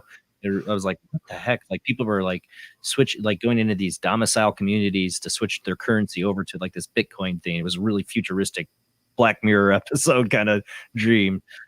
So I see the future going in a lot of bad places. I worry about that, because, we have Elon Musk wanting to put chips in people's brains and, talk about like, oh, we're going to have this vaccine out in less than a year. It's the quickest ever go through. That doesn't make me feel better. Like I don't want it rushed. I don't, there's a reason I have long trials testing, because they still screw stuff up. Like, yeah. Well, most vaccines, again, I mean, I'm pretty against vaccines. I adopted my daughter, Arabella, Mandy's daughter, about 2 years ago. She's got vaccine damage, and what they do, inject them vaccines, got mercury aluminum, goes in the And they're very gifted people, so not everyone gets vaccine damage. It depends. These gifted people need every pathway to function. If they don't, if you block one pathway, they go south because their brain can't readapt because it needs all the pathways. So inject them with a vaccine, mercury aluminum through the blood-brain barrier, goes into the pathway, they go south. And Belle's got that now, but she's, with the healing, she's doing way better. She's doing really good, bless her. So am I going to take this? A lot of this is done just to slow down like human evolution, maybe? No, it's done to suppress all the star seeds. The evolved star seeds are coming down to help. So they're supposed to be actually right up there. Oh, we're helping, we're doing stuff, and they're all autistic, But they're gifted, If you look at autistic people, it's really interesting with Belle because with autistic people, sometimes they're not in the body. They go traveling, they've got ADD, so their souls leave their body a bit. And then what happens is the entities try and take over sometimes. And I've seen it with Belle. When I first got together with Mandy, my wife, I could see it in her eyes, like her eyes would go black. Oh, right, took it out, eyes back up, And they really attack autistic kids, That's why autistic kids get a lot of anger and things because they've got attachments and things like that. So, now we've got Belle's vibration up. She's doing great, She never gets an attachment anymore. But when I first got together with Mandy, wow, her eyes would go black and she started like biting the crap out of you, whatever. And, so, well done, move the entity, balls her eyes out, and, she's good to go. See the black-eyed kids experiences people have, and they say those are some kind of alien hybrid, black-eyed children, all those reports of black-eyed kids knocking on your door and go, let me in. And, don't let them in, nobody ever lets them in, but they always feel sick and drained after the experience and weird stuff happens. Yeah. Makes me wonder what the connection is. We got to go to our last commercial break, but the phone lines will be open when we come back. Please call in with your experiences, or I want to hear anybody personal experience during our Chris's 10-minute healing session he did. I'd love to hear about that. Call in when we come back from this commercial break. We will be right back.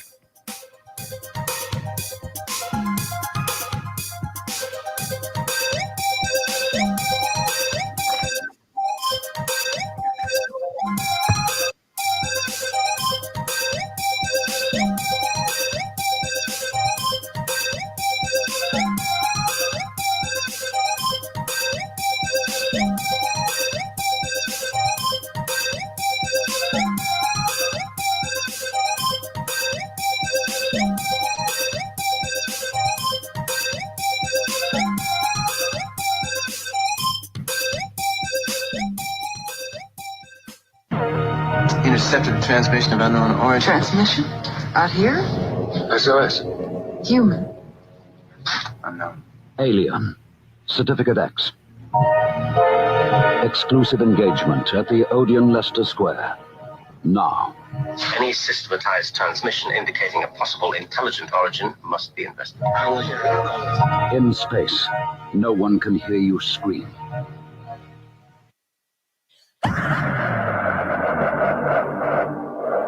If you are interested in discovering the truth about the paranormal and want to hear from leading researchers in the field, join Justin Brown on his 3 weekly shows named My Paranormal Soapbox, Necromancer Live Show, and the Supernatural Symposium, live on Facebook, YouTube, and InterfaceDiff.net.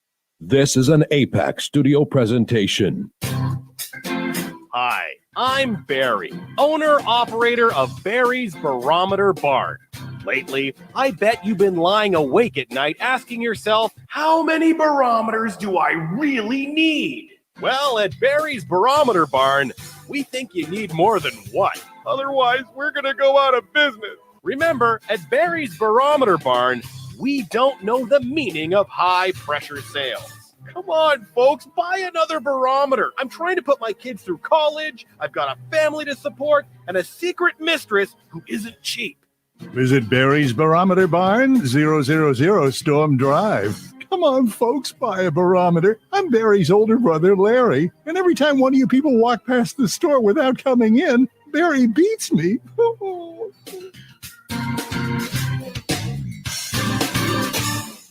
This has been a presentation from Tim Morgan's APAC Studio. For more almost professional amateur comic studio content, visit the APAC YouTube channel. Search APAC 2002. That's APAC 2002 on YouTube. When Alex Gardner is asleep, he has an extraordinary gift. The government wants it, the scientists want it, but to keep it may cost him his life. It might be better if Alex didn't sleep at all, but he cannot resist entering the dreamscape. Can you? See Dreamscape in the West End and all over London now. Certificate 15. It takes an extraordinary adventurer to enter the dreamscape. Are you intrigued by Paranormal Talk Radio? You'll love the new Paranormal Radio app from Talkstream Live. You'll find a great selection of talk shows covering UFOs, ghosts, strange phenomena, and much more. Download the Paranormal Radio app now and start listening to the very best in paranormal talk entertainment, including the network you're listening to right now, the Paranormal Radio app, free in Google Play and the iOS App Store. Join us every Wednesday night at midnight Eastern Standard Time for Weird Wednesday, the live stream, with your hosts Jamie, the Living Dead Girl, and Rob, the Phantom, where we'll talk about all things paranormal, including zodiac, astrology, tarot card and oracle card readings, live ghost boxing and spirit communication, where we'll do Voices from Beyond, the Cold Case Files. So we hope you join us live on Facebook and YouTube every Wednesday night at midnight Eastern Standard Time. We hope to see you there. Bye-bye.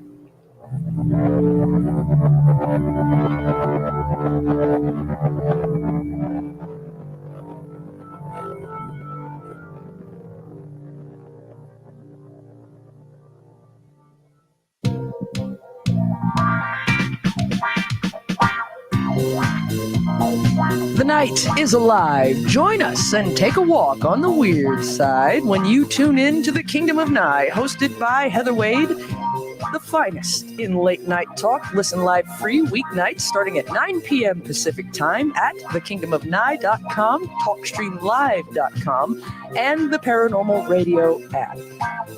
Wanna take a ride? Since 1948, Fate Magazine has brought you reports of the strange and unknown, all of them true. Fate Radio is carrying on that tradition, bringing you the unusual, macabre, strange, and bizarre. Join host Kat Hobson Sunday nights from 8 to 10 p.m. Eastern on WBHM Digital Broadcasting.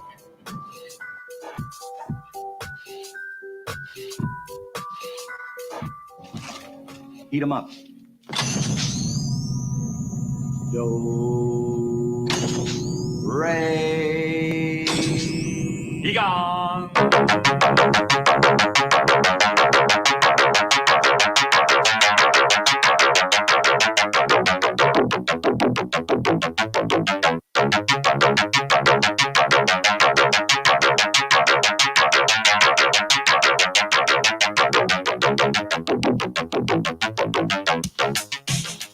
You're listening to Paranormal Soup, bringing you the weird every Sunday night.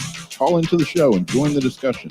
The call-in lines are 219-230-4444 or 260-225-9419 or by Skype caller ID OOJBland00 or JBland Paranormal Soup. And now to your host, Jason Bland. Tonight we've been talking to Dr. Reverend Christopher Macklin, author of History, Truth, and Healing, HIV, AIDS, Agent Orange, Gulf-War Syndrome, Morgellons, and Lyme disease, all these different things. But there's so much more. There's so much to unpack. We're definitely going to have to get Christopher back on the show because there's so much more to talk about. The man's insights to many things here I'm very interested in. The idea of parallel timelines, Arcturians, reptilians, grays, all this stuff. This is where I live for. this kind of conversation, going down all these things. And I know some of this goes over some people's heads, and Christopher's jumping down a lot of rabbit holes tonight. But that's why I named the show Paranormal Soup, because all this stuff is connected. All this, there's so much within the soup of paranormal, so many things to explore and discover, and that's why I do this show. The phone lines are open. Call in this last half hour if you have a question for a guest. Or tell us how did you feel during his 10-minute healing session? I'd love to know. We've heard a lot of people in the comment room, but I'd love to hear you call in and tell us. You don't have to talk about your rectum. That's fine. That was Zach sharing a little too much, but that's fine. But that's what happens with Paranormal Soup. You never know what will happen. All right, let's get back to our guest.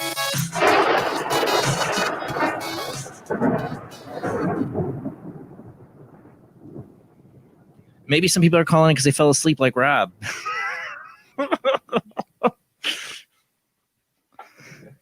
I know. I my wife. Well, thank you for sticking with us, Christopher. Is it all right to call you Chris, right? I asked the whole show. I'm like, Dr. Christopher. We're just calling Chris. No, Chris. Christopher's fine. Anything. So, there's a lot of things, so much, like I said, to unpack, and all the stuff that you're talking about tonight. And, I know some people, it's like right over their head. There's a lot of concepts, a lot of ideas, a lot of stuff we've had different guests touch upon here and there that you're really throwing all in here. When it comes to alien intervention, all that. I've saw somebody like, how many aliens are here? My question is, it seems like there's a lot of different kinds of aliens here or interacting with us, but why? Why planet Earth? Why here? What makes us so special that they're all interested in some way? Well, I think there's, the aliens, the others help us. The Melchizedek beings, which is fire, we work very closely with the Arcturians, and we're doing a big project at the moment.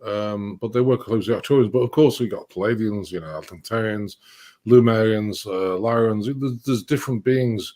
There's obviously starseeds who are trying to help, as well as the ones who are trying to mess about and trying to shut you down. So they're here to help. But like I say, they can't violate free will. It's up to us to, that's why the starseeds were born, like Palladian starseeds. There's obviously 5 Melchizedek beings. They're starseeds. There's Avantarians.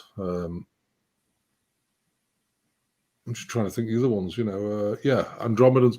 There's a whole host of them, but they're born here. So they can actually say, hey, guys, you guys up there, my Starseed family, we need some help, and pull it down here. If not, they can't intervene. So it's really important. But, obviously there's the not so good ones either, who are trying to manipulate us and trying to shut us down, attach to you and make you chronically, really chronically depressed. I've seen the conferences where we've had to intervene. One girl was on Facebook, she talked about slitting her wrist doing stuff. Like, whoa, hang on. So we got hold of her.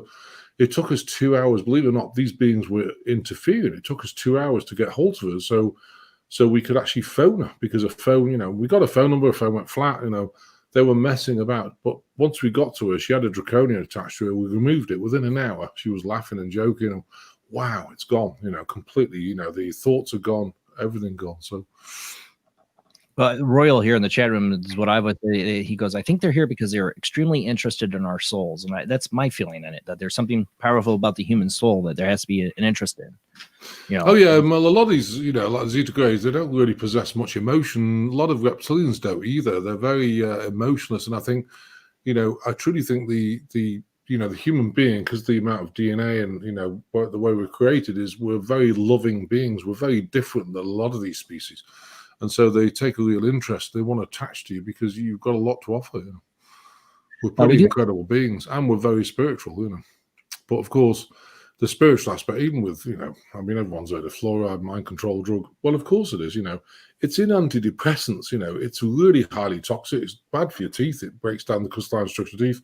It also, of course, shuts the pineal gland down and calcifies it. So it's kind of not good for you. And my dentist had an argument. He said, "Oh no, fluoride's okay." Though the CDC, let's stop there. Let's not talk about the CDC, because I'm really not interested. Because they really do a lot of tests, don't they? Oh, that'd be not. So, but they used it in 1947 in Russian concentration camps, and it works a treat. It numbs people down. So, they put in antidepressants and all sorts of. Wow, here we go. So, fluoride in my city water. I hate it. I don't like to drink the water from her tap because they put fluoride in it. That's a whole other subject. But we do got somebody on the phone line I want to get to before we run out of time. We got 860 area code. Who do we got? Hey, Jason, it's Adrian from Connecticut. Hi, everybody. Hi, Adrian. Thanks for calling in. Hi, Adrian. Yeah, I'm totally I'm totally with you on the CDC. I don't even go to the dentist anymore. I clean my own teeth. I actually have healthier gums. I don't use fluoride. Anyways, during the healing, that was pretty amazing. I must have multiple issues because I had multiple experiences. When he did and this? I first want to thank you for that. Oh, bless you. So what did you feel? Yeah. I do have some pretty severe back issues since 1988. I'm feeling pretty good. Time will tell. We'll see how I wake up. I also have had Lyme disease and neurological Lyme. I'll see how that goes because I get tired. If I get ill, from being tired, I have to go lay down. So I'll see if that improves. I'm also going through a cleansing myself, and right now a lymphatic cleansing. One of them put me in the hospital because I'm so full of heavy metals. And I'll see how that goes. I did have experiences and some of the sensations you say that might accompany these particular areas going through the healing. Yeah. And, I mean, it was only a short thing. I think with Lyme disease, though, I would look at the website and have a look at the new protocol we have. It does strip out the Lyme disease, but it's a protocol. It's a 20-week program. It's pretty intense, but it does take it out. And like I say, I've got a lot of doctors send me clients because there is no cure for Lyme disease. Things can help, eating detox, but the spirochetes are in your cells, so they're not going anywhere unless you actually separate them out of your body, and that's really important. Bless you. I am very aware of that. Yeah, because I'm as recovered as I can get. They say you never fully recover. And the last issue I'm dealing with is I have an overactive immune system. So right now I have it artificially shut down. And whatever is going on to attack my germs, it also attacks all my proteins in my skin. So I had skin issues.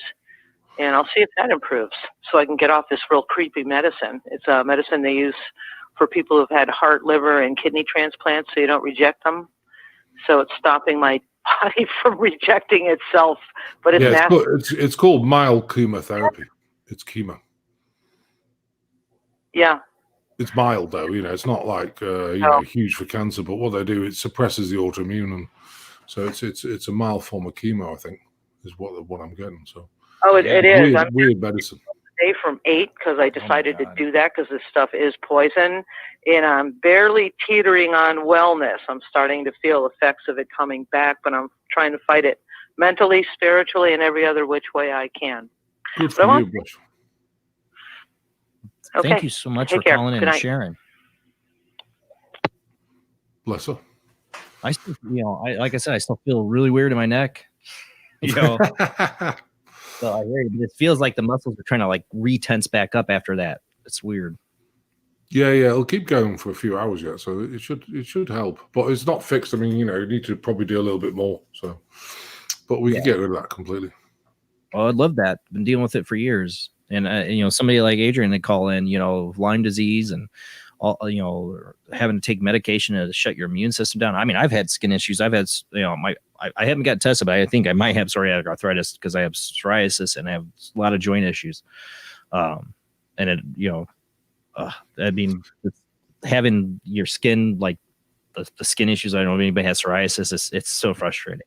I do. Well, that's normally because your liver's low. What happens is because your liver's function low, your body dumps toxins and fat cells onto the skin. So you get dry skin, psoriasis. I had one guy in Australia. He went to the toilet once every 2 weeks. He said, my body's absolutely rancid. He got terrible skin issues. He smelt up to high heaven, and he just couldn't. And he'd been to the doctors. They couldn't do anything about it. It took me 4 months to stabilize his intestines. We got him, he was rejoicing when he's going once a week. Bless him. And we got him down to once every 2 days. And then, once every day. They would do twice a day. I mean, celebration of going to the toilet. I mean, God bless him. And he couldn't have a wife or girlfriend because he just smelt. His body was absolutely rancid and it went back to normal. He was just so excited. Yep. I've run across people that have like this really weird smell to them. It's like, I don't know, it's really deep, oily, bad smell. And I swear other people don't smell it, but I have like a super nose sometimes. And some of those people I've smelled that with also like had something else going on, like an attachment. I swear, like there was something different about them. Oh yeah. Because these attachments, I mean, you can get the energetic smell as well. I mean, I can smell things a mile off. That's why I never go to restaurants, because, and it sounds crazy this, but if the sous chef's on meth or some drug or something, they cook the food. I can smell it in the food as they bring it out. Oh, it smells like satanic kind of chemically smell, and I just can't eat it. And if I eat it, I'll make myself sick. We've got a food prayer that revibrates it, but the problem is as it coming out, I can smell it like within 200. I can smell things at 200 yards. Oh no, we're not eating that. And that's sometimes the problem with gifts. So to go out and eat food is kind of really difficult. Where do you find? I mean, there are good restaurants, but not so many around here. I don't know what you guys like, but the restaurants around here, like I've regretted that for years. So I know what I call gunge.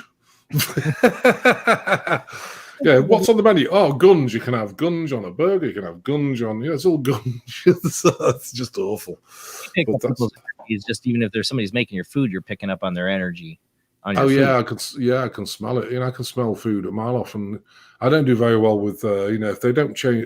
Again, it's just a problem with me, and it's not their fault. But if they don't change the oil in the fryer every 3 days, I just get really sick from it. Because I can't tolerate that oil. A lot of people, they don't change it for a week, and no one's bothered except for me. So I just got to be very careful about how to navigate myself. Well, that seems to be a lot of the issues too. Is there's a lot of worry about the ways they're genetically modifying our foods and all this different stuff. And we talk about 5G and all the different effects of stuff that are slowly changing us. The long-term effects. Nobody really knows of this stuff. We get the assurances from scientists and studies, but nobody really knows the long-term effects of what we're the path. No, but I mean, you've got to remember, 5G is not good for you, but the body does adapt. And, I think people get sick initially because you release a lot of toxins very fast because it vibrates the cells, you release a lot of toxins. But to me, the biggest thing about 5G is when you have the vaccine. So you pump yourself with hydrogel. Hydrogel is like having particles in it. They talk to the 5G, so they've got 5G antennas. So they connect your body to the internet. They can monitor you, monitor your blood flow, can monitor what compounds you have in your body, and then they put you up as an asset, And you've got to remember that biogel, this stuff actually modifies the genetic structure. Now, if they have a patent on that modification, they can patent you and say, well, you're mine now because I've changed your DNA, so I've patented you or copyrighted you.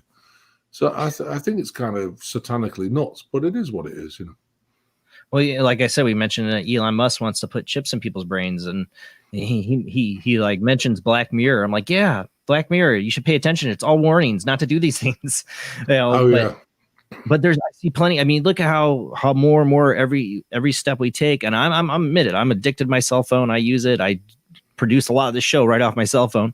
Technology is a big thing, and there's going to be a lot of people who are like, oh, I can have internet access in my brain, and I can like have all this downloadable knowledge and record my memories and do all kinds of crazy stuff. I mean, the temptation is going to be there for people. Well, not for me. I'm not interested in the vaccine. My father's going to take it. Well, as soon as the vaccine comes out in England, I'm going for it. I said, you're 86, so but I love you, bye. Because you won't be around long if you take that vaccine. Believe you me, because when they switch to 5G, that's how I feel that's what happened in Wuhan. Is that a lot of people died really quickly because they mandated the vaccine. It's got nanoparticles now. The nanoparticles can release up to 96 what do they call it? Releases of different strains of whatever it is, like whether it's Borrelia pathogens or infections. They can release up to 96 in one go when they switch it on. So I think what happened is they took the vaccine and then switch it on, and people start passing because they've got an overflow of the organs are shutting down because it's too many viruses in their system. So I think that's what happened in Wuhan. And then, of course, now the stuff's coming all over here. I'm not going to mention the name because, like you say, it's going to be censored. But the stuff's coming over here, and it's all there's a lot of blah blah blah. on YouTube so far, Christopher, honestly, that we're still going. Maybe we're not. I don't know. Yeah, we're here. Bless you. Well, they're not going to listen to the whole show anyway, so you need to talk about it at the end. They'll probably listen, oh, it sounds okay to me. That'll do. It listens for stuff. It's so crazy, how that stuff works. But there's a censorship. There's a trying to quiet people like you, Christopher. They're trying to make sure you don't get that kind of information out there. Oh, we're doing it big time. We've got a huge project. I can't exactly tell you where it is, and you'll probably understand why. It's a $100 billion project. The money's been put up by some pretty big bankers of white hat people who want this project to happen. What we're doing is we're creating 3 pyramids. I can't tell you where they're coming from because, again, I don't want to. But we're going to have 3 pyramids on a Fibonacci curve, and they're Stargate pyramids. They're very, very powerful. They're more advanced than the Giza ones. Ones. So they're on a Fibonacci curve. It's going to be a 20,000 acre site. It's a huge project. It's going to, when they start appearing, of course, there's going to be a lot of interest. So we're really excited about that. But the reason why I can't tell where it is because if we did, obviously these guys will start buying the land up and trying to stop you and all this sort of thing. So, but I can just say it's Central America somewhere, and it's very close. So when we bought the land up and we start moving with it, then we'll have a lot more information on it. But it's going to be a huge site. So one's 333 feet tall, solid moldavite. Next one's 660, not solid moldavite, sorry. It's made of moldavite, but 666 feet tall and then 999 feet tall. It'll be on the Fibonacci curve. And the last one will actually really accelerate the planet's energy. But you can imagine that they're probably not being built here. So can't tell you whether, but there's special locations chosen because of it, like their energy, or no, and the locations are chosen because the ley lines. We're trying to get the ley. They've got to be on the final one's got to be on a main ley line because the other two will power up on the Fibonacci curve, and then the other one it's going to fire energy and flood the ley lines, and that's why I think they really don't want it to happen because it's going to shift a lot of satanic and low vibrational stuff in. It's a long story, but I've known about this since I was born, and I know I was meant to do it, and just never knew when. And now it's a really good time because if stuff starts appearing like that overnight, then look, it's there's God intervention, so it's pretty interesting. So, is that what the original pyramids were for? What were they for? Yeah, they're like telephone boxes to the God realm.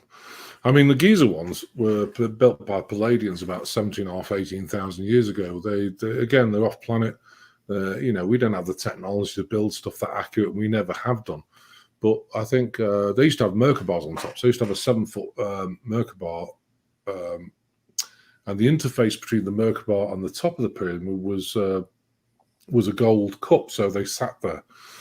And that's why if you look, you say, that's why they call the Merkabah the Ark of the Covenant, because and so if you gaze on the Ark of the Covenant, you get burnt. Well, yeah, this thing was like a lens. So, when they gazed on it, they would burn themselves. So what they did is they put a very thin layer of gold over because gold vibrates on the same frequency as crystal, same frequency as water. And that's why it's all connected to our bodies, because our bodies are mainly water. So they covered it with a very thin layer of gold so that people didn't get burnt anymore. But they've taken all those off. So they're not as powerful as they used to be, Well, you mentioned a lot of species, and one of the ones I'm curious about, the Anunnaki. I've had Dr. Heather Lynn on here just recently about her book and research in archaeology about what the Sumerians wrote about the Anunnaki.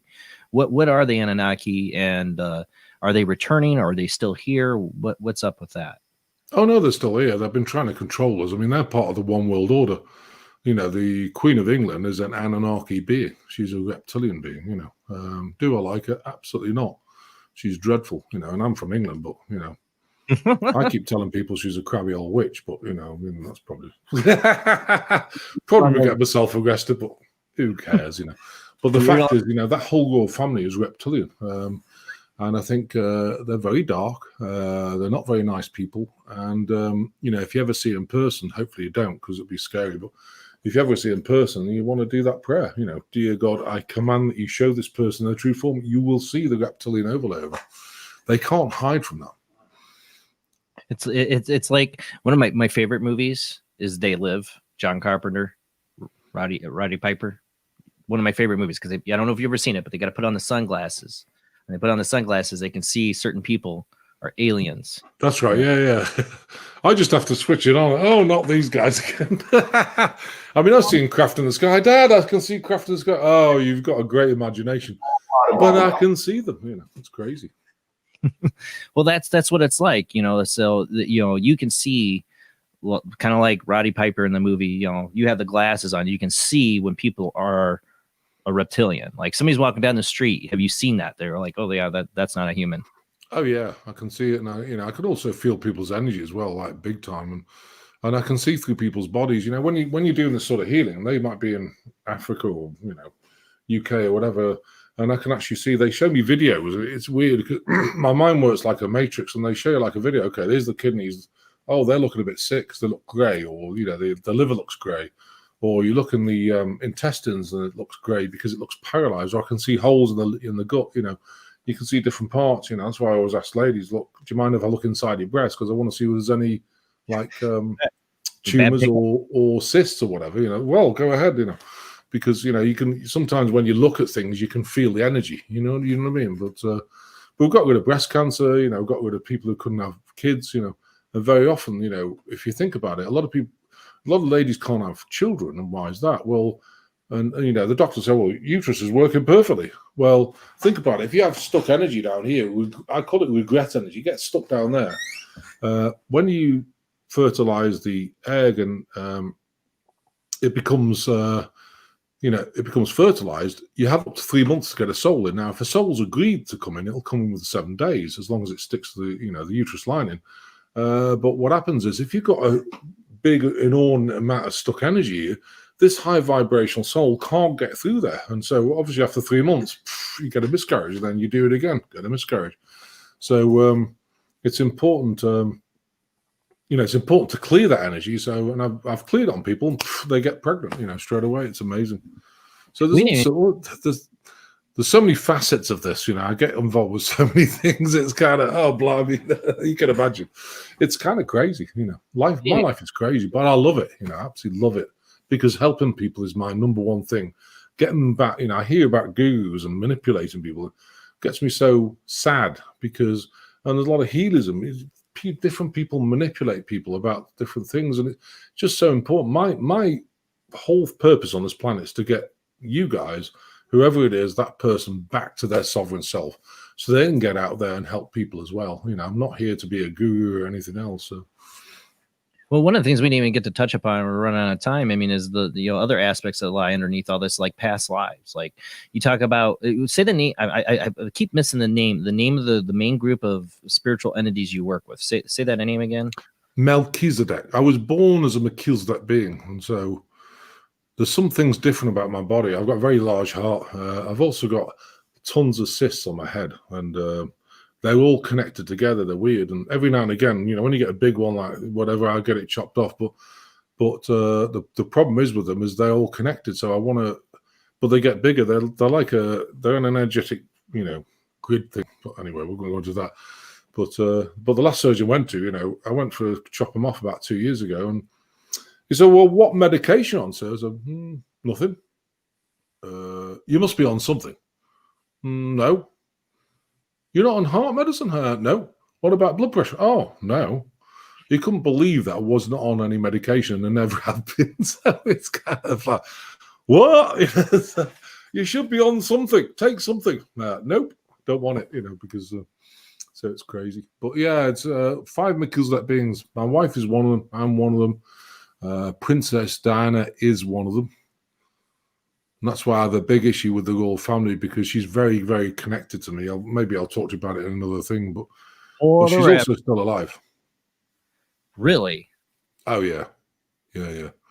And then there's another one which we'll talk about.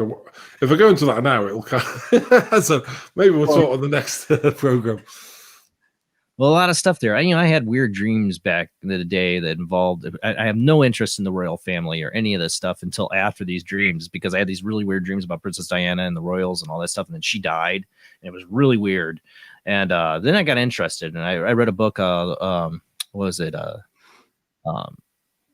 Prince Charles and a cup of tea, or some royal family cup of tea, or something like that. Is all about like all the Antichrist symbolism in their coat of arms and their family history and all this stuff. The Machiavellians and just crazy. You go down that rabbit hole with them. There's something weird about the Windsors. I will definitely. Well, she bore the Antichrist. I'll talk and tell you. I'll tell you next show. Everyone can watch the next show then. Antichrist and cup of tea. I read that book many years ago because I just got it because I had these dreams, really weird symbolic dreams, but involved Prince Charles and his kids and that. And then I find out this book and I'm like, okay, I'm kind of creeps me out. It is kind of weird. It is kind of weird. Well, before we run out of time,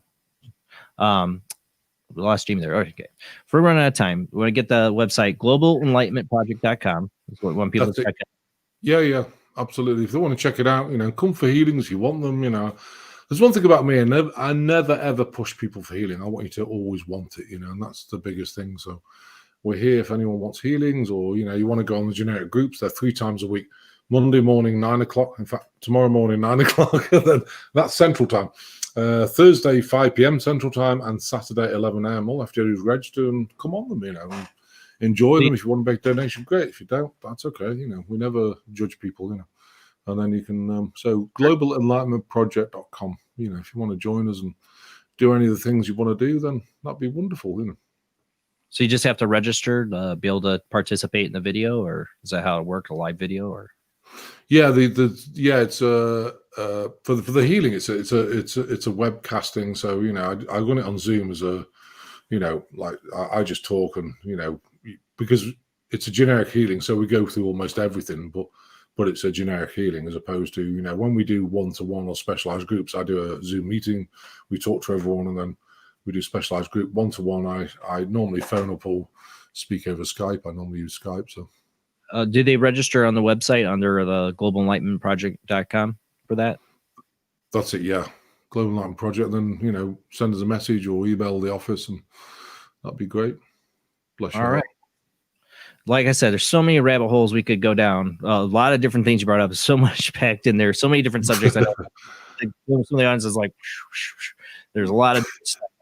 I'm familiar with a lot of the topics you covered tonight. A lot of the, when it comes to the alien presences and stuff, I've been fascinated with. So I definitely got to get you back on the show again, Christopher. Oh, definitely. Bless you. I'd love to, And don't forget, we've got to tell everyone what's the thing about Princess Diana, because I'm not telling you till the next show. so we've got to come back on. Thank you all so much for having me, though. It's been wonderful. Yeah, when I start booking January 2021, I'm going to get a hold of you because we definitely got to get you back on the show. Oh, yeah. Mandy just said Facebook and YouTube Live. We've got it on there as well. So if you could look at Global Enlightenment Project. On Facebook and YouTube, check it out. And www.globalenlightenmentproject.com. Check out their website. Thank you again, Christopher, for being on the show. Check out Dr. Reverend Christopher Macklin. YouTube and Facebook. Thank you guys. Thanks everybody who watched the show. Thank you to my wonderful chat room and to the callers into the show. Next week we're going to have one of our regular listeners and has been a guest on the show, Joyce Isaacson. You remember her? She wrote "Wish You Were Here," a rock fantasy, and her special friend Tommy. Yeah, we're going to have Joyce on. We're going to get we're going to talk Joyce what's been going on in her life since we last had her on, and new republishing of the book. And we're going to do some live spirit boxing with Joyce to see if we can reach out to her spirit friend, Tommy, and see if he has any more messages for her. We can get contact with him. That's next Sunday, same bad time, same bad channel, 10 p.m. to 1 a.m. Central, 11 p.m. to 2 a.m. Eastern, 8 p.m. to 11 p.m. Pacific time. Don't forget to follow and subscribe on YouTube and Facebook. Thank you to all the people who donate $2 a month on Patreon. You do help pay the bills for the show. Go check us out. Just look up Paranormal Soup on Patreon. You will find us there. Thanks, everyone. See you next week. Have a great night. Or morning.